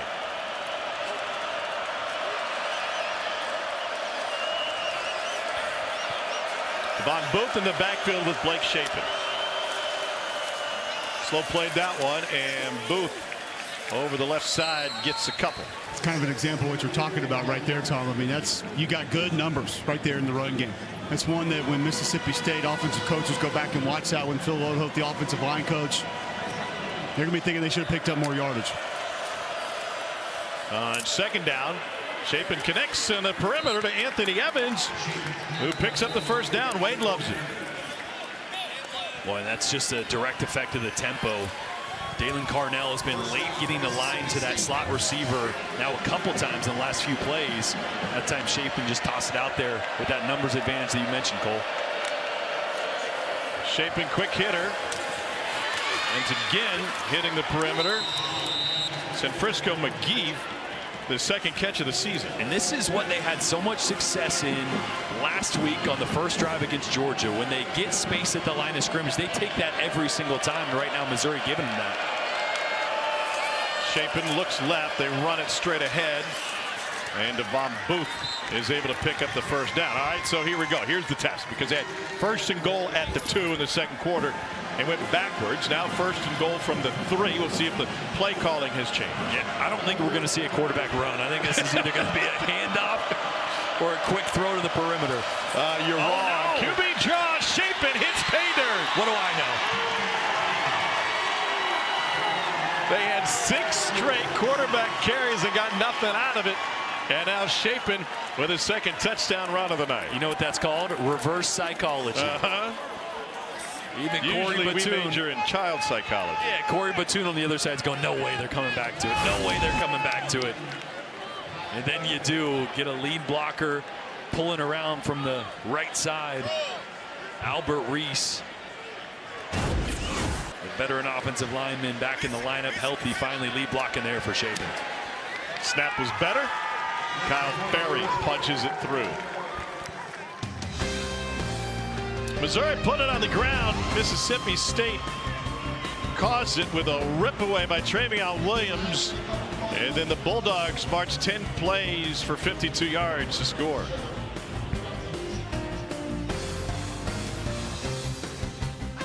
Get chills when we call one of these games. Legends are made in that building right there. We on a whole nother level. Bigger than ever we've been. SEC champions. Tom Hart alongside SEC legends Jordan Rogers and Cole Kublik. It's a 21-17 lead for Missouri. Why are you looking at me like that? Very generous. Good.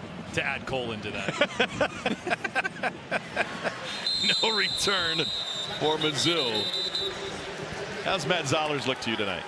I think he's looked really sharp, right? He's hung in the pocket a couple times. They haven't asked him to do a ton. He's taken free access when it's been there.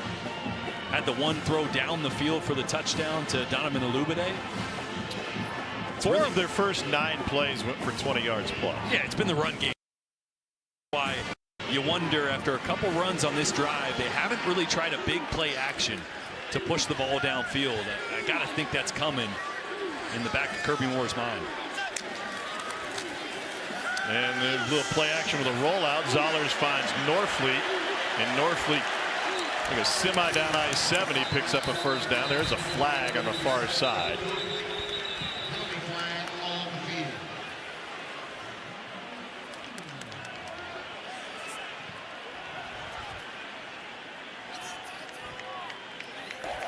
Illegal block in the back. on the offense number 2. And that 10-yard penalty will be enforced from the spot of the foul. Replay first down. That's the only time Marquise Johnson has had his number called tonight. He was a starting wide receiver first half of the season. Yeah, it's going to be right there. Marquise Johnson was running a route and barely touched him. Yeah. And I only say, not that it wasn't a foul, but yeah, it's just you can't do that. Yeah, there's no need to do that. Norfleet's going down anyway. Just another mental mistake there. So 1st and 15. Missouri hasn't been off schedule much tonight, and Ahmad Hardy will get him right back on schedule. And a little gap scheme run here from Missouri. We had an interesting conversation with Eli Drinkwitz. Was that yesterday? Yeah, yesterday. This is a team Today's Saturday. Yeah, their run game is really heavily zone based. A lot of zone, a lot of duo, outside, inside. But he mentioned this Mississippi State team has struggled with the gap scheme. So pin and pull schemes, getting linemen out on the edge, pulling from one side to the other has had a lot of success against this state defense, and saw an example of it there. On 2nd and 7, Hardy, I think he was shot out of a cannon, picks up a first down. Well, he hits max speed on about 2 steps. And another couple broken tackles. Yeah, look at the wide angle, and you're going to see Nick Mitchell trying to cut this off. He just doesn't anticipate the speed there from Hardy. See how fast he hit that? Norfleet again, 87. Oh, big block on the outside. He's been so good on the front side of those zone schemes. You showed that on the touchdown run earlier, Cole, but what an addition it is to have him back and healthy for this rushing attack. Missouri using the clock and going back to the run game again with Ahmad Hardy. So, Tom, that's a stretch play, and it ends up cutting back a little bit, but I first saw them run that style of it against South Carolina earlier this season. And I texted Drink and asked him, I said, are you guys doing like a speed stretch now? Because you brought it up. There's certain ones that Hardy will turn, and it's almost like he's full speed right out of the gate. And anybody who has lived and died on the stretch play will tell you the running back cannot take the ball and immediately go to full speed. You'll ruin it. But there are certain ones that they just think they can go ahead and get that corner, get that edge, and they want him to go ahead and just get to full speed and try to get outside. And so 2nd and 3 now. And Zoller's wanting to throw. He's at Hardy out of the backfield, but got pressured.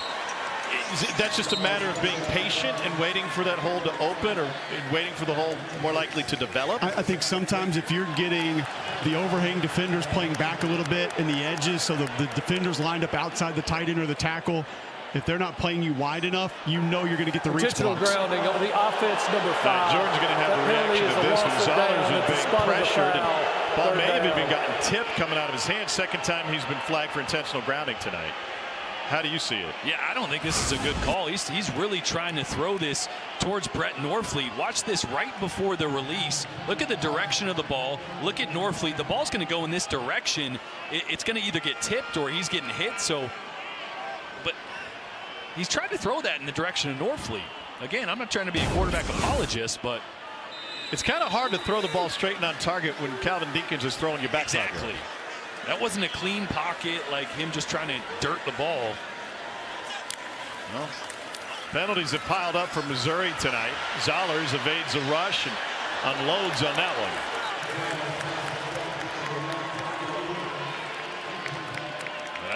That one just took off on Zollers. You can see the arm strength. I mean, the ball really jumps out of his hand. That time trying to fit it in a tight window downfield with the zone defender underneath that. Good thing that one sailed on him. Anthony Evans to return for Mississippi State. Connor Wesselman. And it takes a state bounce. Wow. That thing really checked up. Comes all the way back out to the 45. Only a 22-yard punt after the backspin. Jesse Hall here on the campus of the University of Missouri.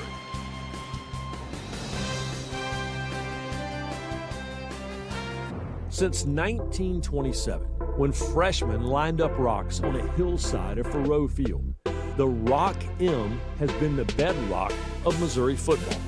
It's been MIA this season. but the very construction that displaced it will also ensure that the new Rock M will be the centerpiece of the new zoo.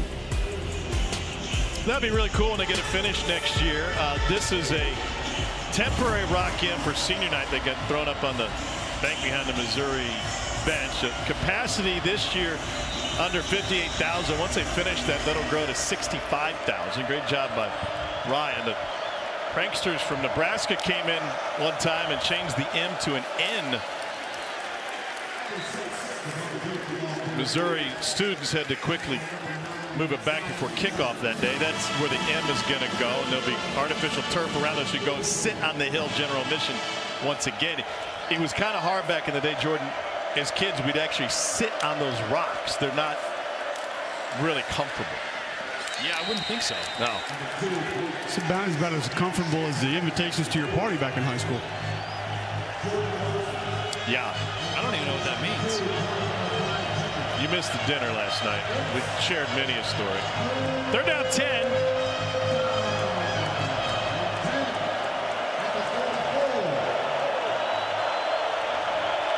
That was variable pricing, Cole. Chapin is 14 of 19 tonight. He's been pressured left and right. 5-man rush. He's pressured again. Third sack of the night for Missouri. Darius Smith has been all over the place for the Tigers. Yeah, but look at the left side. You got Zion Young rushing off this side. Devon Booth, you got to help Chip, right? You got to at least have firm protection on one side. Obviously, the other side, Damon Wilson wins as well. But he wasn't even looking there pre-snap. That's what I mean. Like, you got to help him out. Get a little chip, get a little something, get in the way. You knew coming into this game the running backs were going to have to play a big part in protection, especially on third and long there. Got to help these offensive linemen out. Kevin Coleman Jr. nearly overran that one. 42-yard punt. Ethan Pulliam. 4-point Missouri lead. Cole, does this feel like a 4-point game to you? Doesn't. Moment shifted to Mississippi State a few moments ago before that drive. Had just been absent and been on the Missouri sideline the entire time. And this is a 4-point ball game here. It's a tight game, and it's gotten a little flat, obviously, since we came back from halftime, but felt like Missouri has had more explosive plays, more big drives outside of the 115er for Mississippi State. Turnovers just killing the Tigers. Yep. Zollers hands it off. And Ahmad Hardy over the left side. Hardy made himself at home here in Columbia. Didn't take long. He brought his horses with him. Parked them in a barn down Rock Quarry Road. You can get your horses to run Rock Quarry Road, you're doing something right. He said he got bucked off a horse when he was just a little kid. Took a couple years before his grandpa convinced him to get back on it. And it's amazing the number of football players that are also horse lovers. It's Travion Williams who forced the fumble, who was banged up. I feel like there's a new one every year that we talk to. Remember Devin White used to ride his on the levee at LSU. Here's Ahmad on his horse, Chaotic. He was telling us that down in Mississippi with all these guys riding horses and owning them, that they get together and race. Kind of like screaming down Business Loop 70 for pink slips. You're like, well, what is a pink slip for a horse? You're like, you gonna win the other guy's horse or just cash? Hopefully just cash, but he was really excited. He talking about Xavier Leggett has a horse named Dime Piece, and he's down there racing horses with these guys in Mississippi. 2nd and 6. Look at this cutback. Ahmad Hardy, hard to beat, and he is off to the races. Hardy with the cutback. Touchdown, Ahmad Hardy. 72 yards and a snow angel.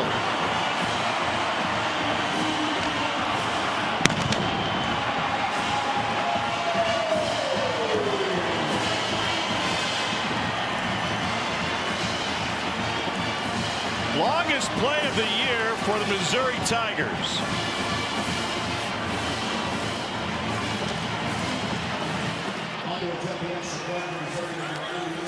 If he was racing for slips, he would have won 11 of them on that one.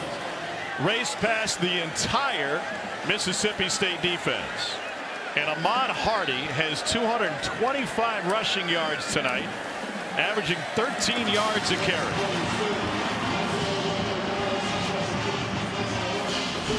Boy, this is the vision that we talked about. Ahmad Hardy is going to press this run front side. He's going to be patient, stick his foot in the ground, get all the way backside. Hunter Washington didn't have contain on the backside. You cannot give Ahmad Hardy a blade of grass. He will make you pay.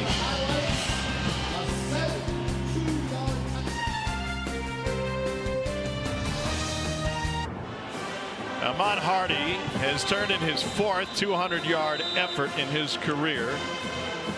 He's gone for 2 1/4 tonight with a couple of touchdowns.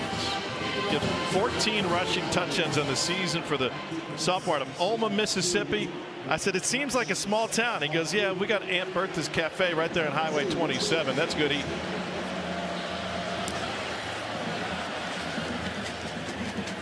Not sure they have a stoplight. What do you think Aunt Bertha's specialty is there? Club sandwich. Do you remember this guy? 2015, Dak Prescott. What's he up to these days? On a cold, rainy November afternoon, he accounted for 4 touchdowns, threw for 300. Became the 10th player in SEC history with 10,000 yards of total offense, not in one game. And the 6th in conference history to count for 100 touchdowns.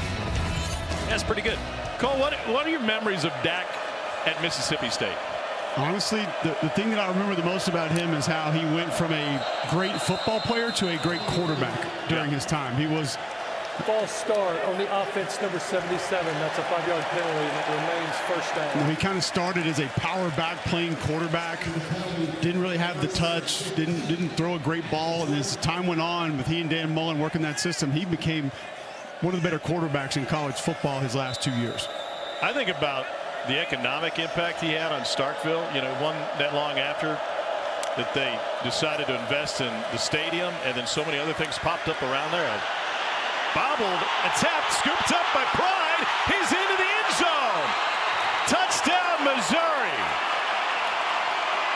18-yard return for Toriano Pride Jr. That is 70 yards of returns for the senior from St. Louis.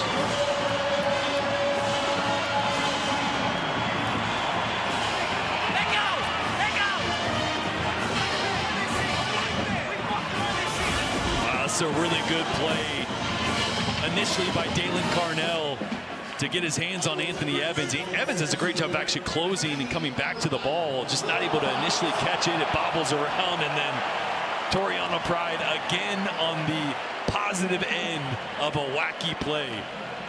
Obviously had the big return on the bad snap on the field goal, and now a gift. There's a flag down on the point after. Pride is a product of the east side. He also went to Vianney and Lutheran North, but he played in the All-American Bowl in his high school days and won a state championship with Cody Schrader, Lutheran North. And he really wasn't much of an impact player the last 2 weeks. Last 2 games for Missouri. He's impacted this one. Offside on the defense in the neutral zone at the snap, number 4. That penalty has been declined. It's a great job just staying with it. But again, Evans does a great job of coming back to the football. Carnell obviously there right as the ball gets there. Evans not able to come down with it. And Corey Batoon, the defensive coordinator, loves it. Corey Batoon knows about big wins. His dad was an assistant basketball coach at Chaminade when they knocked off #1 Virginia and Ralph Sampson back in the early 80s, and he loves talking about his dad's influence on his coaching career. He was a ball boy for Chaminade in Hawaii and ended up sitting in the stands for that big upset.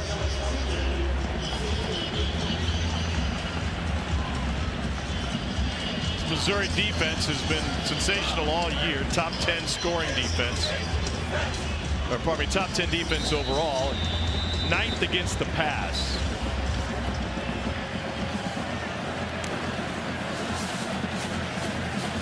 Another returnable kick. and Devon Booth gets hammered. It's a freshman tight end, James, and Missouri is playing with all sorts of confidence right now. Jude, James with the hit. Let's get you to the studio.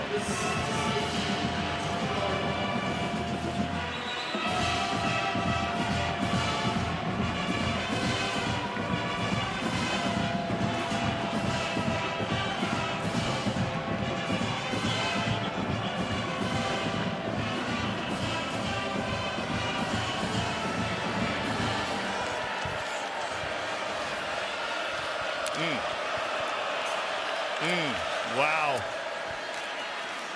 Here's Traore, the tight end. Oh, pardon me. Yeah, Traore broke free after a would-be tackle and picked up the first down. Kirby in his bag tonight. Love it. How about last week when we saw him against Mississippi State, running the punt team on and then off and the offense back on? I mean, there's been some really elite coaching decisions by Kirby Smart the last couple weeks. I think about that kind of stuff, whether it's the onside kick or the special teams. It's not just the decisions, but the coaching during the week that allows you to execute that stuff. Yeah, because you got to have the whole offense there ready to run the punt team off and them on and have a play or a plan, and then obviously the onside kick, executing it, when to execute it, how to hide it. That's why they practice so much, Tom. Thank you. I was wondering why they spent so much time out there. Maybe we should practice a little more. No. Why don't we practice? Yeah, we don't have time. We just roll it out on Saturdays, you know. Eli Drinkwitz is banging for an intentional grounding call. He is 10 yards on the field. His guy's been flagged for it twice. Chapin never left the pocket. There is no foul for intentional grounding. The receiver broke off the route when the ball was in the air. It's second down. And that's the right call. The receiver at the top is going to have a two-way go. He's going to be able to either run. He should be running a go route. This is the right one by Chapin. If it's off-zone coverage, then Aiden Williams can run that hitch route. If it's press man coverage, you go. So Chapin's obviously thinking he was going to go down the sideline. That one was tipped. So that is the correct call. That is not grounding. That's a miscommunication. But then again, Eli's like, well, I mean, you've called a couple bad ones on us. Like, Eli Drinkwitz is a showman. He wasn't going to let that pass, even if he knew it was the right call.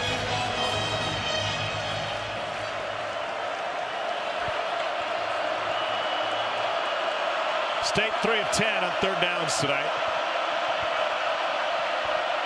Trying to return to the postseason for the first time since Mike Leach led them there. His last year. No pressure. Chapin lets it go. Hung up and caught by Anthony Evans. Beautiful touch by Blake Chapin. And they're trying to get the deep ball going. They finally got one to hit. Yeah, it's a great job. You got Anthony Evans working on Santana Banner. Banner's in good position. Tries to turn for the ball. It's such a good catch by Anthony Evans, and a great throw under pressure from Blake Chapin, and a good job putting enough air on it that Evans was able to adjust. Chapin fires incomplete. Aiden Williams, the intended receiver, he was guarded by Stephen Hall. Prior to the pass being thrown, holding on the defense number 0. The penalty will be enforced half the distance to the goal from the previous spot and carries an automatic first down. Hall had a fistful of jersey in that one, 10th flag against Mizzou. Yeah, Aiden Williams working on slant here, wins the inside, and that left arm all over the shoulder pad from Stephen Hall. It's a good call. How many flags have we had today? 922. All of them. Uh-huh.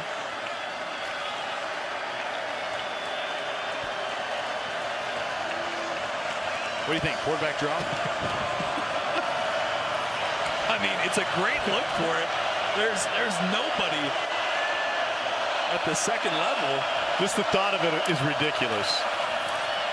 Chapin hands it off, and Fluff Bothwell picks up a foot, maybe. Originally nicknamed Fluffy. His mom gave him that nickname, and then Dad said, we're going to have to make it just slightly more tough. We'll drop the Y to stick with Fluff.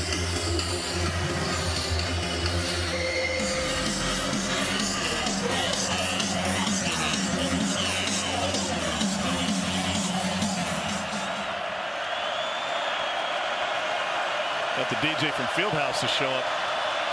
2nd and goal. Quarterback draw. Chapin folded over, and they'll have 3rd and goal from just outside the 2. And Camario Taylor is going to come into the game here at quarterback. Blake Chapin trots off. Been a minute since we saw Taylor. I don't think he's played since early 2nd quarter. Yeah.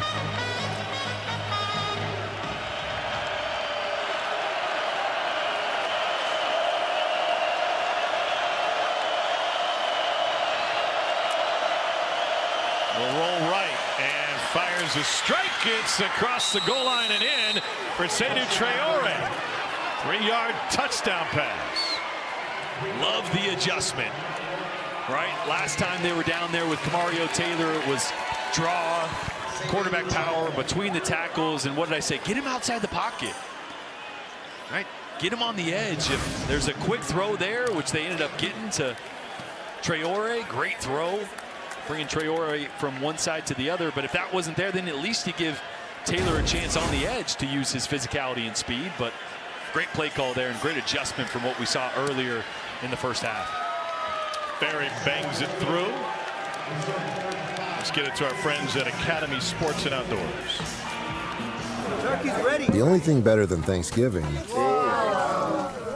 is deep fried Thanksgiving. It's good.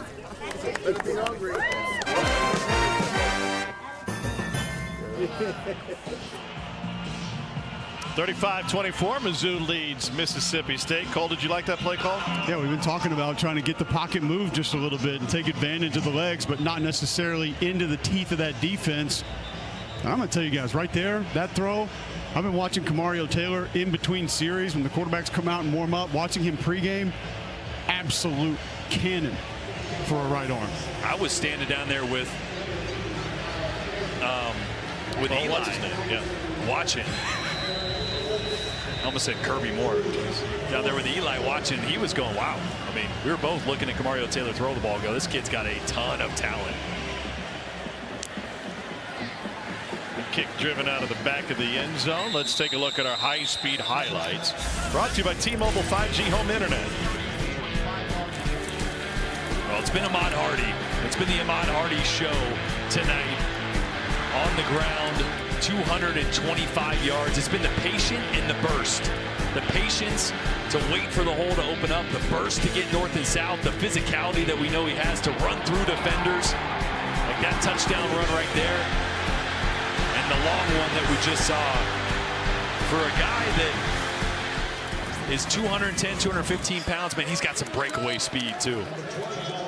Is there a coach in America that has a better hit rate on transfer portal position than Drinkwitz and running back? Well, I would say it's not just the portal, right? It's zero-star recruits. Cody Schrader led the league in rushing, coming from Division II. Hardy is now the only FBS player with multiple 200-yard rushing games. Nate Noel last year from out. Yeah. Well, not to be unfair to any of those individual players, but how much is it the player and how much is it the system? There have been some backs that have been forced into stretch systems that didn't get it, didn't see it, didn't know how to operate. It's more of a fit. Yes. It's not just talent, but also fit. Would Kewan Lacey be part of that fit? Well, right? Yeah. I mean, obviously not able to get going here last year, and now he's at over 200 yards today. I think Kewan Lacey could run the wing tee, the triple option. I mean, that dude just finds yards. I mean, I think he could run just about anything.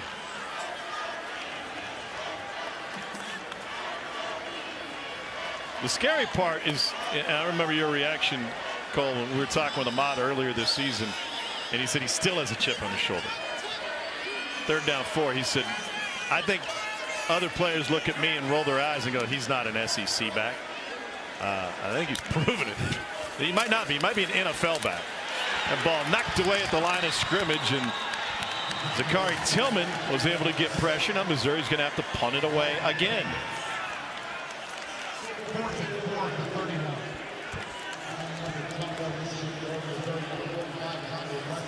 Zollers does a good job hanging in the pocket here, but it's a better job by Tillman to know he's not going to get there, but get your hands up, try to get in the way.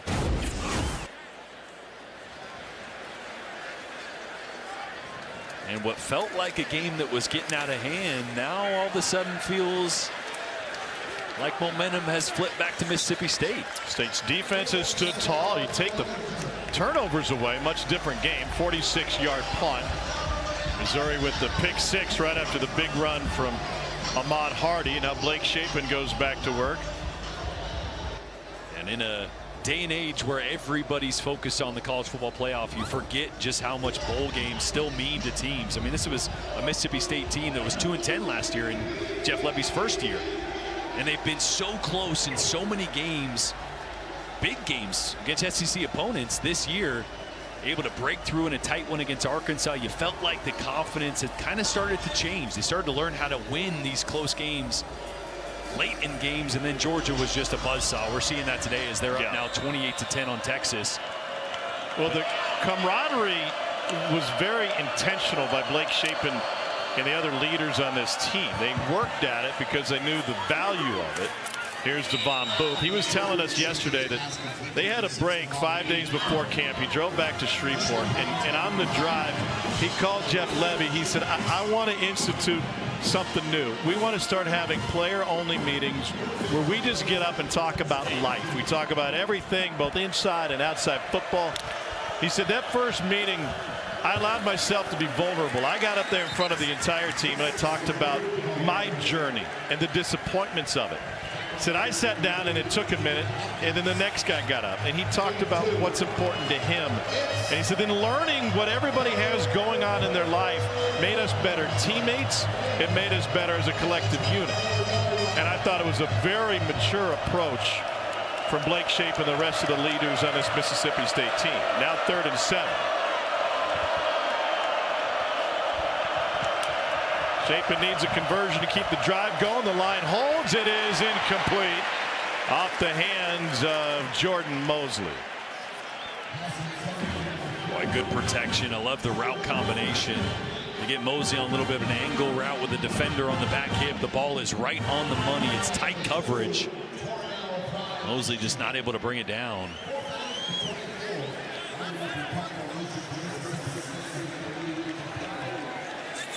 Kevin Coleman Jr. back to return. 4th punt of the night for Ethan Pulliam, the lefty. And a fair catch taken at the 33. 41-yard punt. Nearly to the end of the 3rd quarter. And once again, Mississippi State needs to find one more win in 2 tries. They are off next week. And they'll take on an Ole Miss team. Both Ole Miss and State have next week off, right? Yeah. And so Ole Miss will go in there with momentum after taking care of Florida tonight and with a CFP berth in Lane Kiffin's sights. That was a close one, though, with Florida.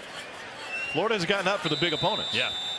Yeah, they got enough talent that when they decide they want to show up and focus on a game, they're tough to beat. Obviously, they didn't do that against Kentucky, but the week before against Georgia, they did. 10-point win for Ole Miss tonight. Roberts gets spun around and dropped. And Tony Mitchell in on that stop. That'll take us to the 4th quarter here in Columbia, Missouri, where the Tigers of Mizzou looking to snap a 2-game losing streak, try to close this one out.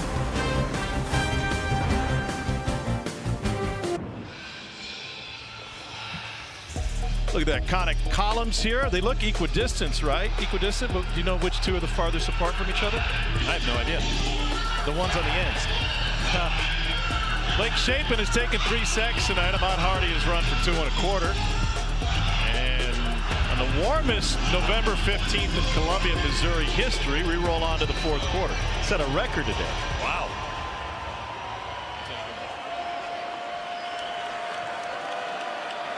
11-point Mizzou lead. Tigers with the football. They've gone 3 and out last couple of possessions on 2nd and long. Zollers delivers and through the hands of Hardy. This Missouri offense has been stuck in neutral the last few possessions. This is not where they want to be in 3rd and long.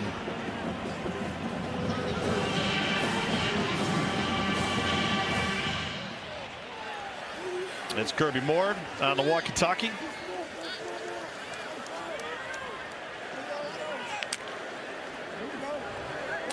Mississippi State's showing pressure down there at the bottom. Let's see, they check out of it. Yeah, they do. Coleman in motion. Hit him on the edge. Get a couple blockers. And he gets through to the 40, but Missouri will have to punt it away. Well, that's the tough part. You see blitz, you check to a little screen away, but then Mississippi State checks out of their blitz, and so they got eyes on you and numbers on the outside. And I think this is where you're starting to see that they're being careful with Matt Zollers here in the second half. They know they have a lead. They're not asking him to do too much. They don't want him to, you know, throw the ball to Mississippi State and completely change the complexion of this game. But at some point, you got to let him play the quarterback position. Take a little bit of risk. Otherwise, you're going to just keep letting Mississippi State have more opportunities to get back in this game. That was a big league punt from Connor Wesselman, 48 yards and plenty of hang time. It'll be a long field for State, less than a minute into the fourth quarter. Ball will be spotted at the 12. Well, we still really haven't seen Mississippi State and Blake Shapen take that deep shot either. We saw one down the sideline to Anthony Evans, but we said it before in the broadcast. Brendan Thompson is the fastest wide receiver in all of college football. We saw him get over the top against Georgia. That was Camario Taylor on the other, or on the delivering end of that, not Blake Shapen. But at some point, you think they're going to give Brendan Thompson an opportunity to run by one of these defenders. Not on the field right now for Mississippi State. Traore's been reliable, and that one's out to Bothwell. Up to the 18. I'd say Blake Shapen just took another big hit there. Yeah. Go ahead, Cole. I did want to ask Jordan, because you get your stats on speed from telemetry, that Nick Harbor touchdown today. Do you think that changes? That's going to be close, because Brendan Thompson is just 0.2 miles per hour faster than Nick Harbor, who would be the second fastest. And I feel like that's time. the first time we've seen him like really be able to open it up in a game. I agree. I feel like he probably hit 23 on that one. Dalen Hopkins, a late sub for Missouri.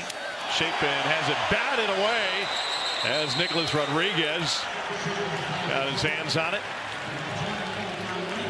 It's a great job by Rodriguez, just reading the eyes of Blake Shapen. Playing off the ball, seeing it the whole way.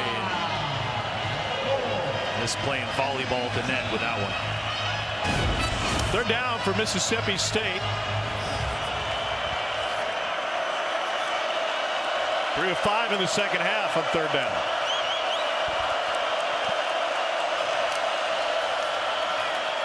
Shapen throws it wide, incomplete, looking for Anthony Evans.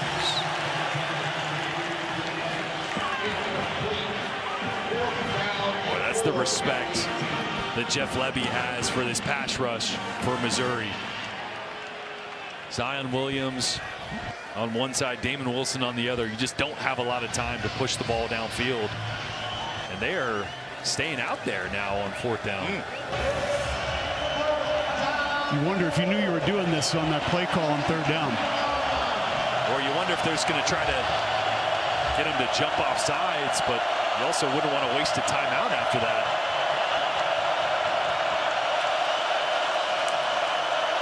So they'll go with it. Shapen shuffles out of the pocket as a flag down. It's intercepted again. Marvin Burks Jr. to the house. Second pick six of the night for the Missouri defense.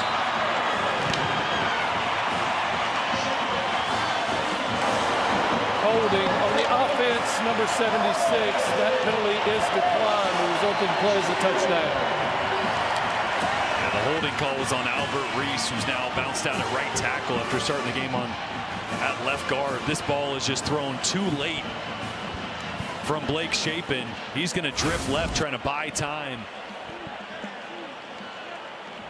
This ball's got to be thrown now. Holds it just a second longer, trying to fit it into an even tighter window with Banner in coverage. And Marvin Burks tips and overthrows. Defenses love those. And another massive play by this Missouri defense. Burks was originally an Ole Miss recruit coming out of Cardinal Ritter in St. Louis. Tigers flipped him. He's a 4-star recruit. Point after is good. 28-yard return for Marvin Burks Jr., his first pick of the season. And number 1 turns it into 6.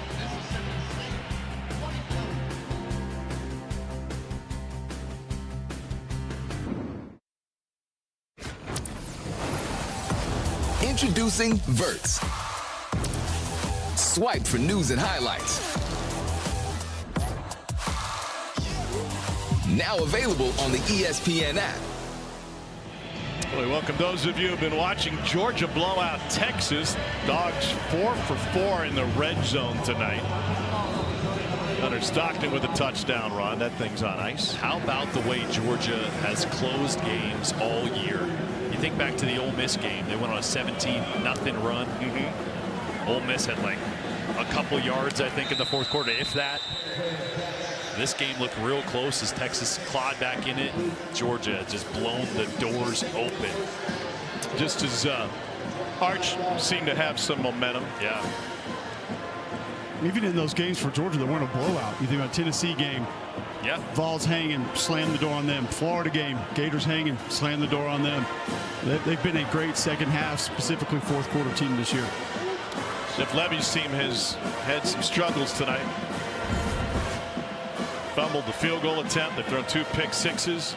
Missouri's turned in 21 points off of turnovers. Even a long night at Dave's Dark Horse Tavern couldn't numb the pain that Mississippi State has had. So many big opportunities, and now outside of a fourth quarter comeback, they're going to go into the Egg Bowl on Thanksgiving Friday, needing to knock off their rivals to qualify for a bowl game.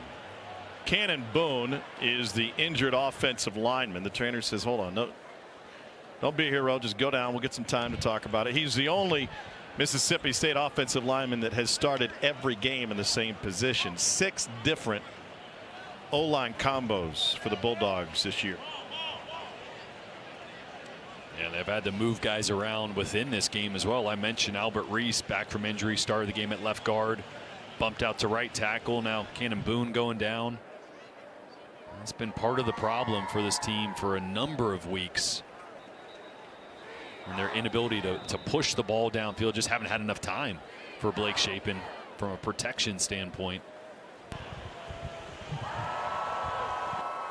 And so Boone will be helped off the field, and you feel for Jeff Levy. This program is so close, and a big part of his upbringing was playing for his dad in high school. He and his brother are on the same high school team, Cole, and that has shaped who he is as a coach. I don't think there's any doubt about it, and he told us yesterday when we visited with him that he was essentially his role model and kind of learned how to do the most important things as a coach, and that was connect. And by connecting to your players, you got to care about your players. It's the main thing that I look at with this football team. Last year, this year, I said it over in the broadcast. You put the film on of these guys, down 30, winless in the SEC. They're still out there just playing hard, playing like their hair's on fire. And I think they do it because their coach cares about them. And he's gotten his staff to buy into that as well. And I was talking to his wife when we were in College Station, Staley. And I said, how much do you think that he actually gets from his dad? And she goes, oh, he is his dad.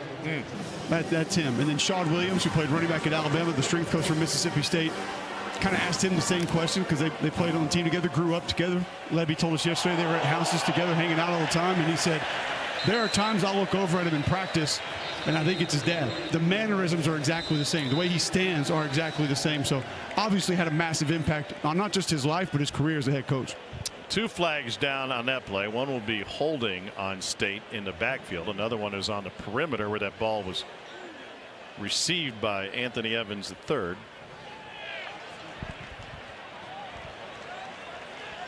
Ineligible, so both go against State. There are 2 fouls on the play, both by the offense. Ineligible player downfield. That penalty has been declined. Holding on the offense, number 77. That penalty will be enforced 10 yards from the previous spot with a replay of first down. Yeah, Zion Young is just going to beat Javen James on the left side. It's the third flag on James tonight. Yeah, with a speed rush. I mean, there's nothing you can do here. That's the speed and power off the edge from Young, and he just tries to get a little tug in to see if he can protect his quarterback. Tugging on the jersey there. I didn't see a lineman that far downfield, though. No, it was not a happy ending for Mississippi State regardless, because now they're stuck with first and 20.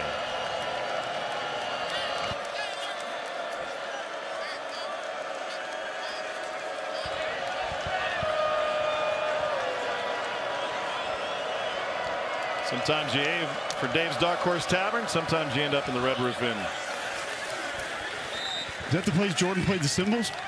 No, that was Shiloh. That was here in Columbia. Oh, God. Dave's is in Starkville.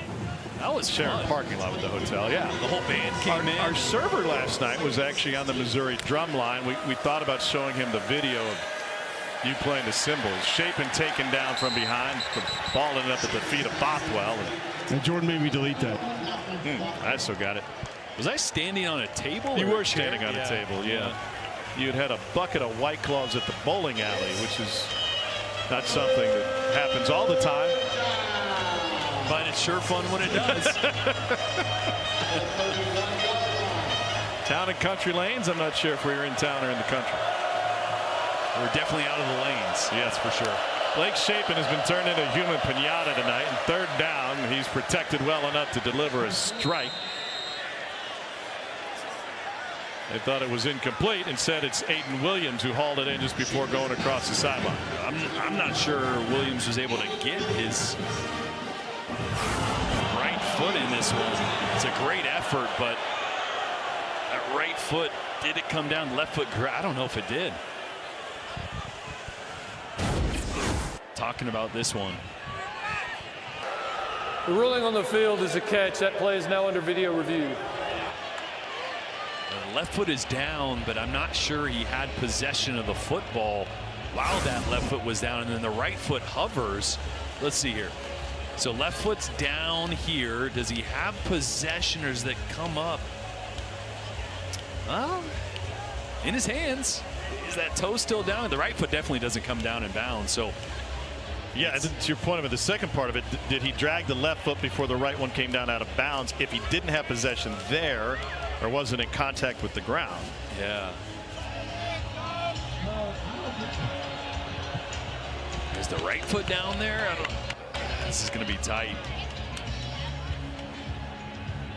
I think he might have it. I think one of those toes is down.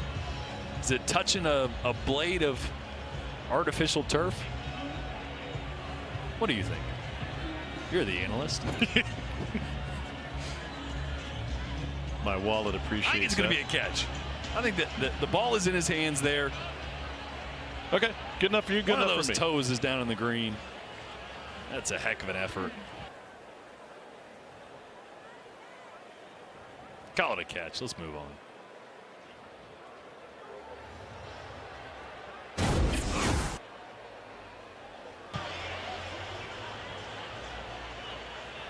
After review, the ruling on the field is upheld. It is fourth down.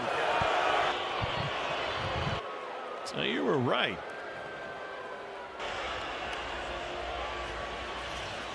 So it was a catch, but your reward, it's still fourth down. Obviously, Mississippi State's going to leave the offense out there, 4th and 4. Brennan Thompson has not been in the game for a few drives now. He's out for the game. We just learned from Cole. Lower body injury. So they won't get him back. That is a big loss for a team trying to mount a comeback. Chapin fires incomplete at the feet of Bothwell again. Darius Smith was chasing him down. 42-24, Missouri with the lead.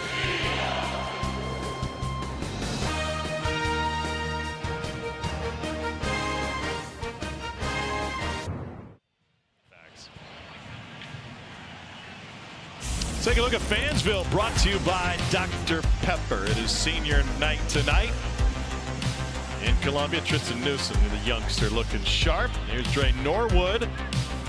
Hugged from Eli and mesh jersey. Dalen Carnell playing in his last home game as a Tiger. Logan Muckey. Look at those Mizzou cufflinks as a kid. Destined. Then the Renegade Rumble champion in 5th grade, Connor Tollison from down in Jackson, Missouri.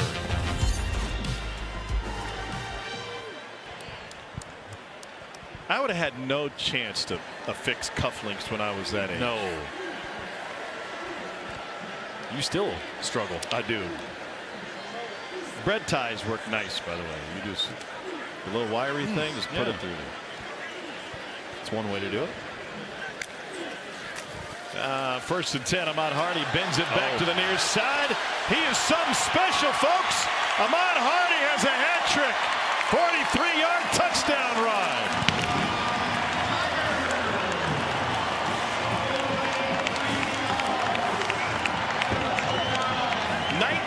Carries 268 yards.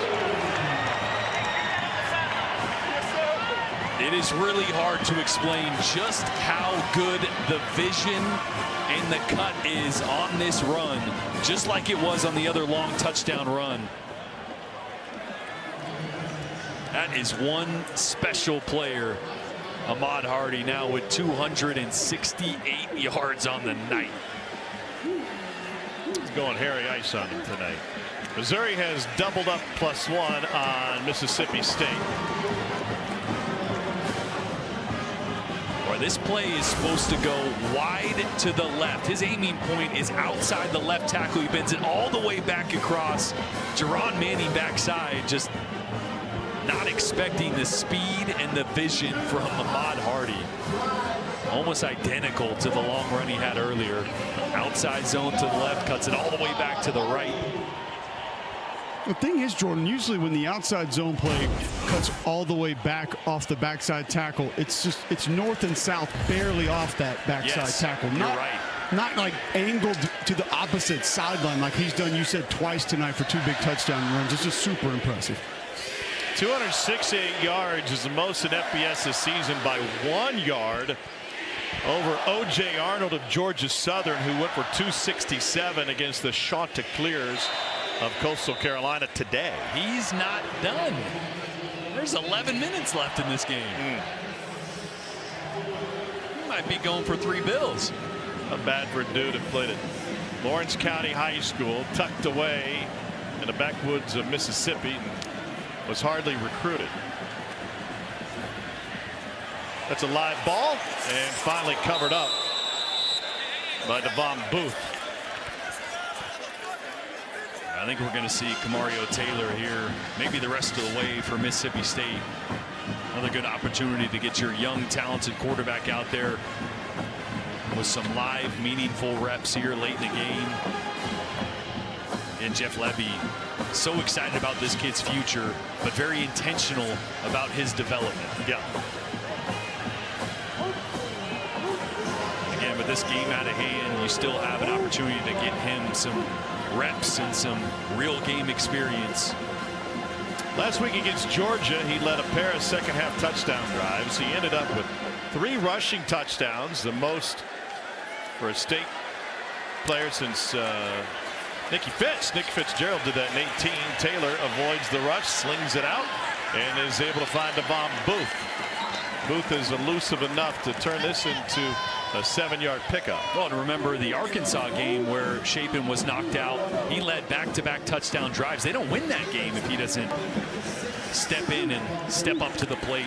Yeah, 2 touchdown drives and 3 possessions against the Hogs to end the long SEC losing streak, and finds his tight end.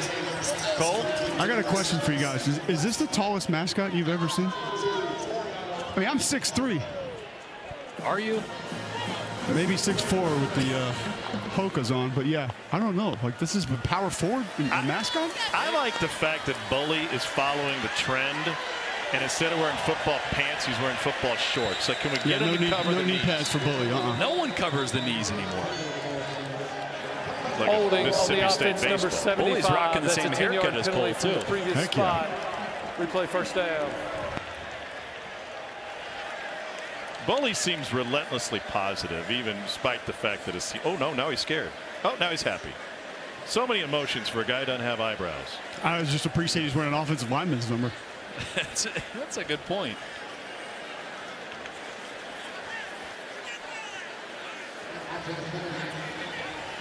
What other tall mascots are out there? The Demon Deacon from Wake Forest is very tall. Big hat. Yeah. The Commodore, he's got big arms, but he's not super tall. He's got a big hat as well. I feel like that Purdue guy's got a big long head. Yeah. Cole, I think I'm more comfortable with you standing next to Bully instead of Truman, because Truman's not wearing pants. Now he wants to wear a security jacket, but he's got a jersey and no pants. It must be a Missouri grad thing. Huh. I bet the Stanford tree is pretty tall, pointy. Yeah.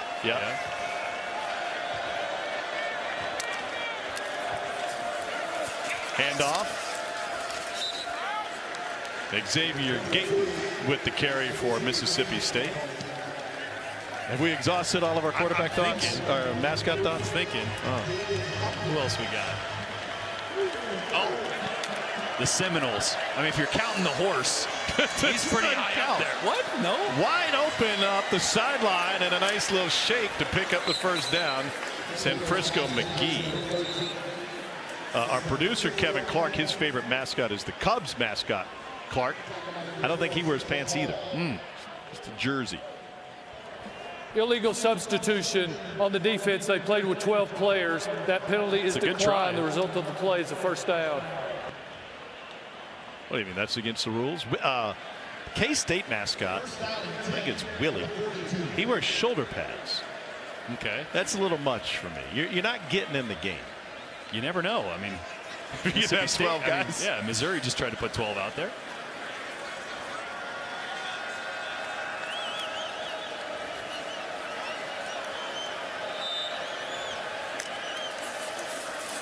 Four-man rush.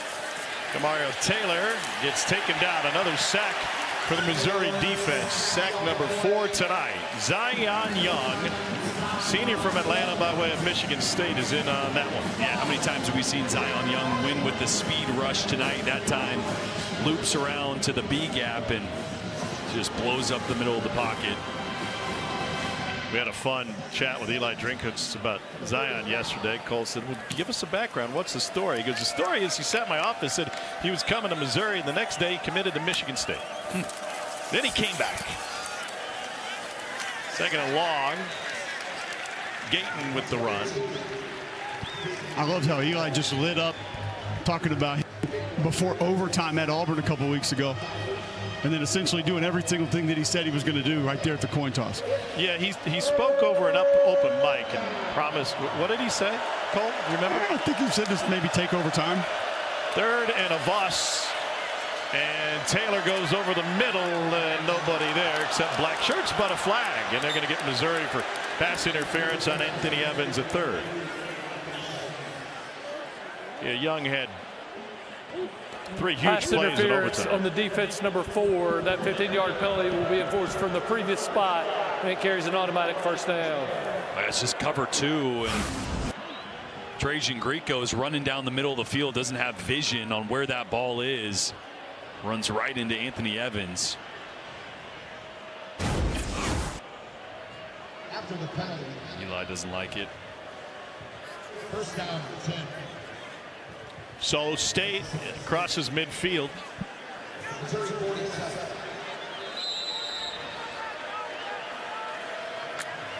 .11 flags against Missouri tonight. Kamario Taylor slices the defense with a run right up the gut and picks up a first down. Gain of 18. Great identification there by the young quarterback, realizing blitz came and nobody else had eyes on him. Those who just flipped over from Georgia knocking off Texas 35-10. Missouri has taken control of a couple of pick sixes in this game. Mississippi State aiming for the postseason. I know this sounds ridiculous, but it's been a ridiculous football season so far. nothing is decided. Missouri is a 3-loss team, and Missouri is a 3-loss team, and with some chaos, our ESPN research team says there's still a percentage chance that Missouri could qualify for the postseason, the college football playoff, sorry, to be specific. Well, especially because of who they have next week. Yeah, they'll go to Norman and take on their old Big 6, and Big 7, and Big 8 foe, Oklahoma. Oklahoma will be a top 10 team. And on top of that, they're trending towards having Bo Prabula back for that game. Eli telling us yesterday he's 2.5 weeks ahead of his recovery. Had a fractured ankle in the Vanderbilt game, and he told us only 1% of these fractured ankles don't require surgery. And you usually see them in Taekwondo injuries. That's his breadth of knowledge, knowing about Taekwondo injury. There's a chance Bo would have been available in an emergency situation tonight. He did not dress out. He wasn't out there for warm-ups. There's a run off the right side. He said they did put Bo through about a 30-35 play script, like a game type situation script. He said he looked really good, but around play 20 or so, the ankle started bothering him a little bit. You see him going through warm-ups earlier tonight. Ankle taped up heavily, but good sign to see him testing it out, jogging around. Looks pretty good for me. Having a dislocated ankle just a few weeks ago. Missouri had a thrilling game with Oklahoma here at Faurot Field last year.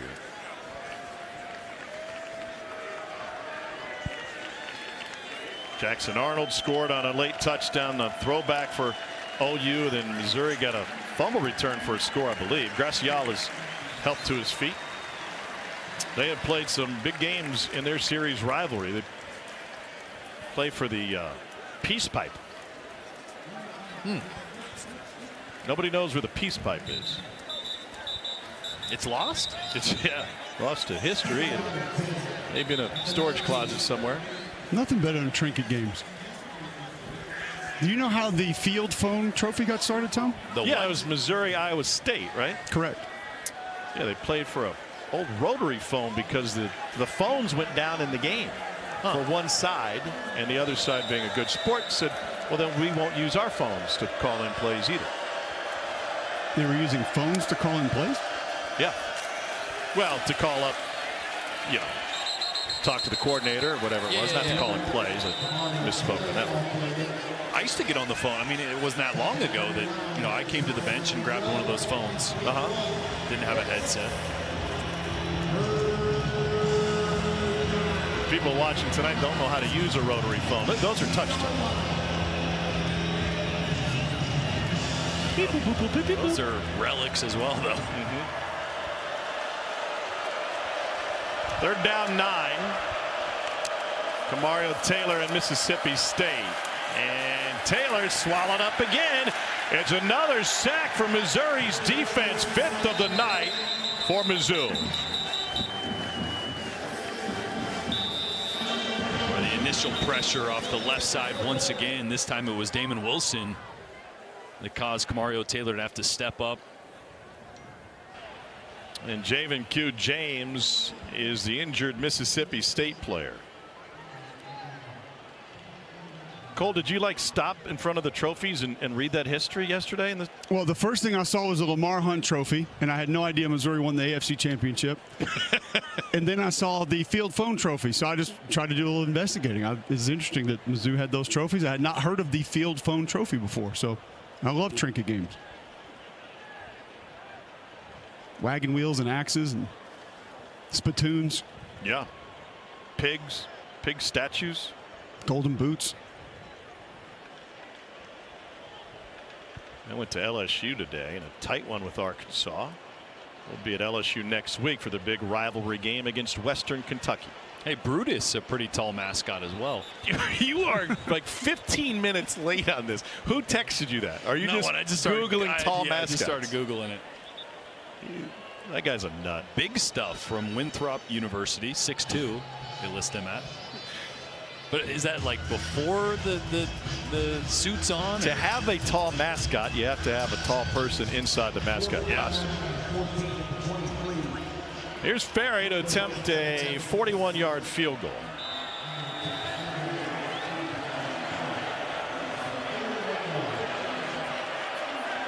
Myers the snapper, and the hold is clean. And he put that one right down the fair. Right down. Ferry put it right down the Ferry. I don't know. Pistol Pete has a big hat.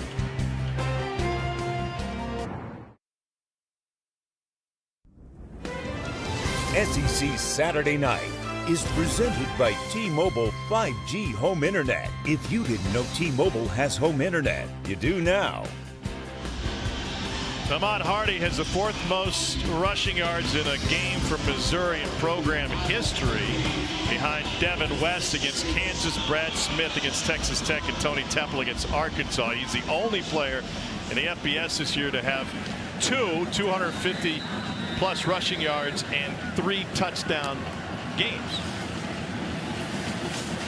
What a portal pickup Ahmad Hardy was for this Missouri program under Eli Drinkwitz, who last year went 7-0, 2-23, pardon me, 4-2 against ranked opponents, finished 9th in the final year of the 4-team college football playoff. They would have been in it any other year, but last 2 seasons just 1-6 against top 25 opponents, 15-0 against unranked. Talking to Eli Drinkwitz yesterday about the future of this program, and I asked him directly, with all these jobs open, this was the lead-in, and certainly his name is on some short lists. I said, what are you looking for? Is it about the money individually? He said, no, I've got the money.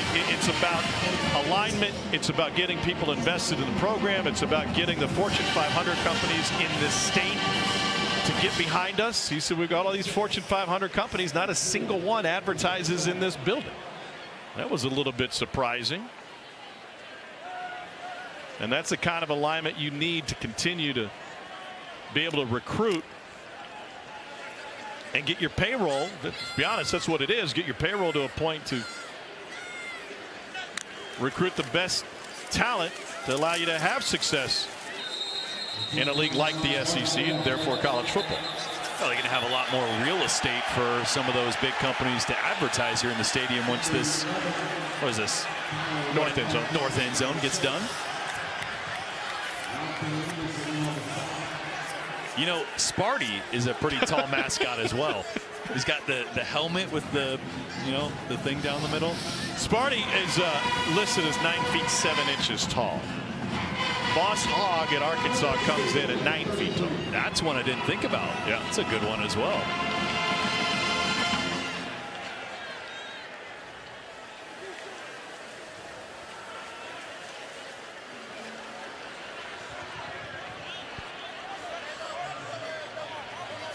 Third and a long 2. Matt Zollers. Missouri has 2 walk-on quarterbacks behind Zollers. And a fresh set of downs on the Ahmad Hardy run. You think they're trying to get Hardy to 300? I would. Missouri's only had 1 running back go for 300 in their program history. That was former Moberly Spartan Devin West, doing it against hated Kansas in 1998. He rushed for a school record 319. Well, he came into the game 3rd in the FBS with 1,046 yards. He's got a good chance to be leading it after this. Looking for another long one.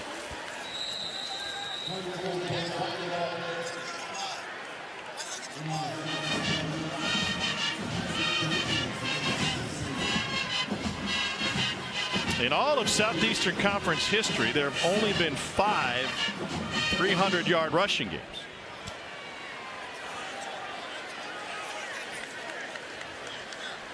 Is that our cue to attempt to guess them? No, I don't have them in front of me. Got it. But I will shortly. Do you have a guess? I'll say Trey Mason Auburn in the SEC championship game. I don't know if it got to 3, but it felt like it. Yeah, you would be right. That was against Missouri. And he'll use, well, I thought he was going to lose yardage, and he eventually will, but it took 6 dudes to bring him down.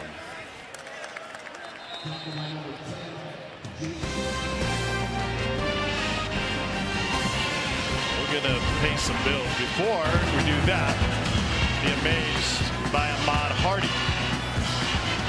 281 yards on the ground tonight for Missouri.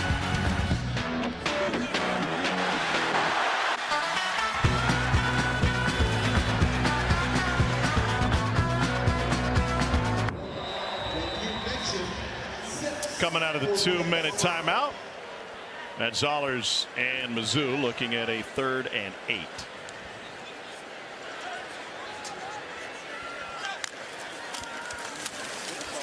Ahmad Hardy bounces to the outside, takes it past midfield, and he cuts it back to get down to the 42-yard line.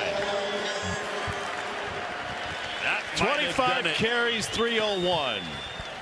That is truly unbelievable, averaging 12 yards a carry tonight. Like you're looking at the best running back in the country. Curtis Looper, his position coach, appreciates that. He is earned the next one. He knows. Yeah. He knows. Yeah. He knows. Look at that smile, looked up at the board. That's pretty cool. And as you look forward to the matchup next week against Oklahoma, they're a top 5 run defense in the country. It's going to be a big-time matchup. Missouri's got a young quarterback, talented quarterback. They're going to need another monstrous effort out of Ahmad Hardy. Just another running into guys, bouncing off, being patient, bursting, stiff arm. I mean, that's about everything. Well, here's why that one's going to be so fun next week. I mean, what does the Oklahoma front do? Move. They move all over the place. Yep. They run, twists, slants, and Missouri has what is supposed to be the perfect remedy for that. I mean, the reason zone scheme, the stretch play were invented was to be able to manage things like that, sort it all out. By the way, the only group of guys that had a better day, the pledges of 520 South College, Beta Theta Pi, initiated this morning. So congratulations to those young men. And Eli Drinkwitz Tigers snap a 2-game losing streak. It is remote, but there's still a chance with total chaos down the stretch. And Missouri could work their way into the discussion for the 12-team college football playoff. Best running back in college football, Ahmad Hardy, has a 300-yard night, 6th most in SEC history. And the Tigers dispatch Mississippi State. Now the Bulldogs will have to knock off their rivals in 2 weeks to get to the postseason. Eli Drinkwitz has earned a conversation with Cole Kubel. I mean, I guess I got to start with a 300 spot for Ahmad Hardy. Pretty unbelievable you're able to put that up. Yeah, I mean, we talked all week. We need to be able to run the ball for the offensive line, the tight ends, and Ahmad have that performance. And then how about our defense? 2 scores on defense. Unbelievable job. Toriano Pride obviously will be SEC Defensive Player of the Week with a touchdown and a blocked field goal return. So pretty awesome night. Calling your shot there. You didn't even see what everybody else did on defense. Yeah, I don't care. If anybody did better than that, they deserve it. Matt Zollers, though, comes in. You talked about him just getting better opportunities. You guys taking care of him just a little bit more. What did you see from your quarterback tonight? Yeah, a lot of maturity. I mean, came out there throwing the ball, knew exactly where he needed to, made the big throw to Donovan, and then the big yard after catch by Josh. Really awesome. This performance is special, but we were talking about it during the game. The amount of running backs you've been able to go find, come here and have success. What does it say to college football? Well, Coach Looper is a heck of a football coach and does a great job. We got a great scheme, and obviously, hey, right here. Hey, obviously, we're really proud of us. Hey, we're really proud of Ahmad Hardy. I'm going to go fix that. Thanks, Coach. Ahmad. Yes, sir. Did you ever think this was possible? A 300-yard game in a Missouri uniform? Coach asked me before the game. I said I wanted 200. He said that I needed 3. So I tried my best to get 300, and I got it. I mean, do you go buy yourself a gift, like a new horse or something? Like, what are we going to do after this one? I might get 3 of them for 300. And we heard that the truck play was going in this week. You guys are going to run more gap scheme, but you didn't even need it against this defense for you to be able to put up those yards. Yeah, I mean, our offense stepped up. The guys block what we do best. We run the ball, and we ran it well tonight. Now, I got a problem, a little bone I want to pick with you, if that's okay. We're in the meetings. We're talking to some of the coaches, and they said, yeah, Ahmad took the offensive line to dinner this week. Yes, sir.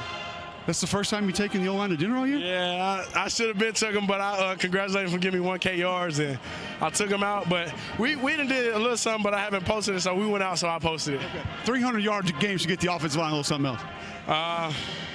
Thank them guys, man, and I don't know what's going on tonight, but thank them. Thank you, Ahmad. Yes, sir. Thank y'all. There you go, Tom. Not bad for a guy one recruited.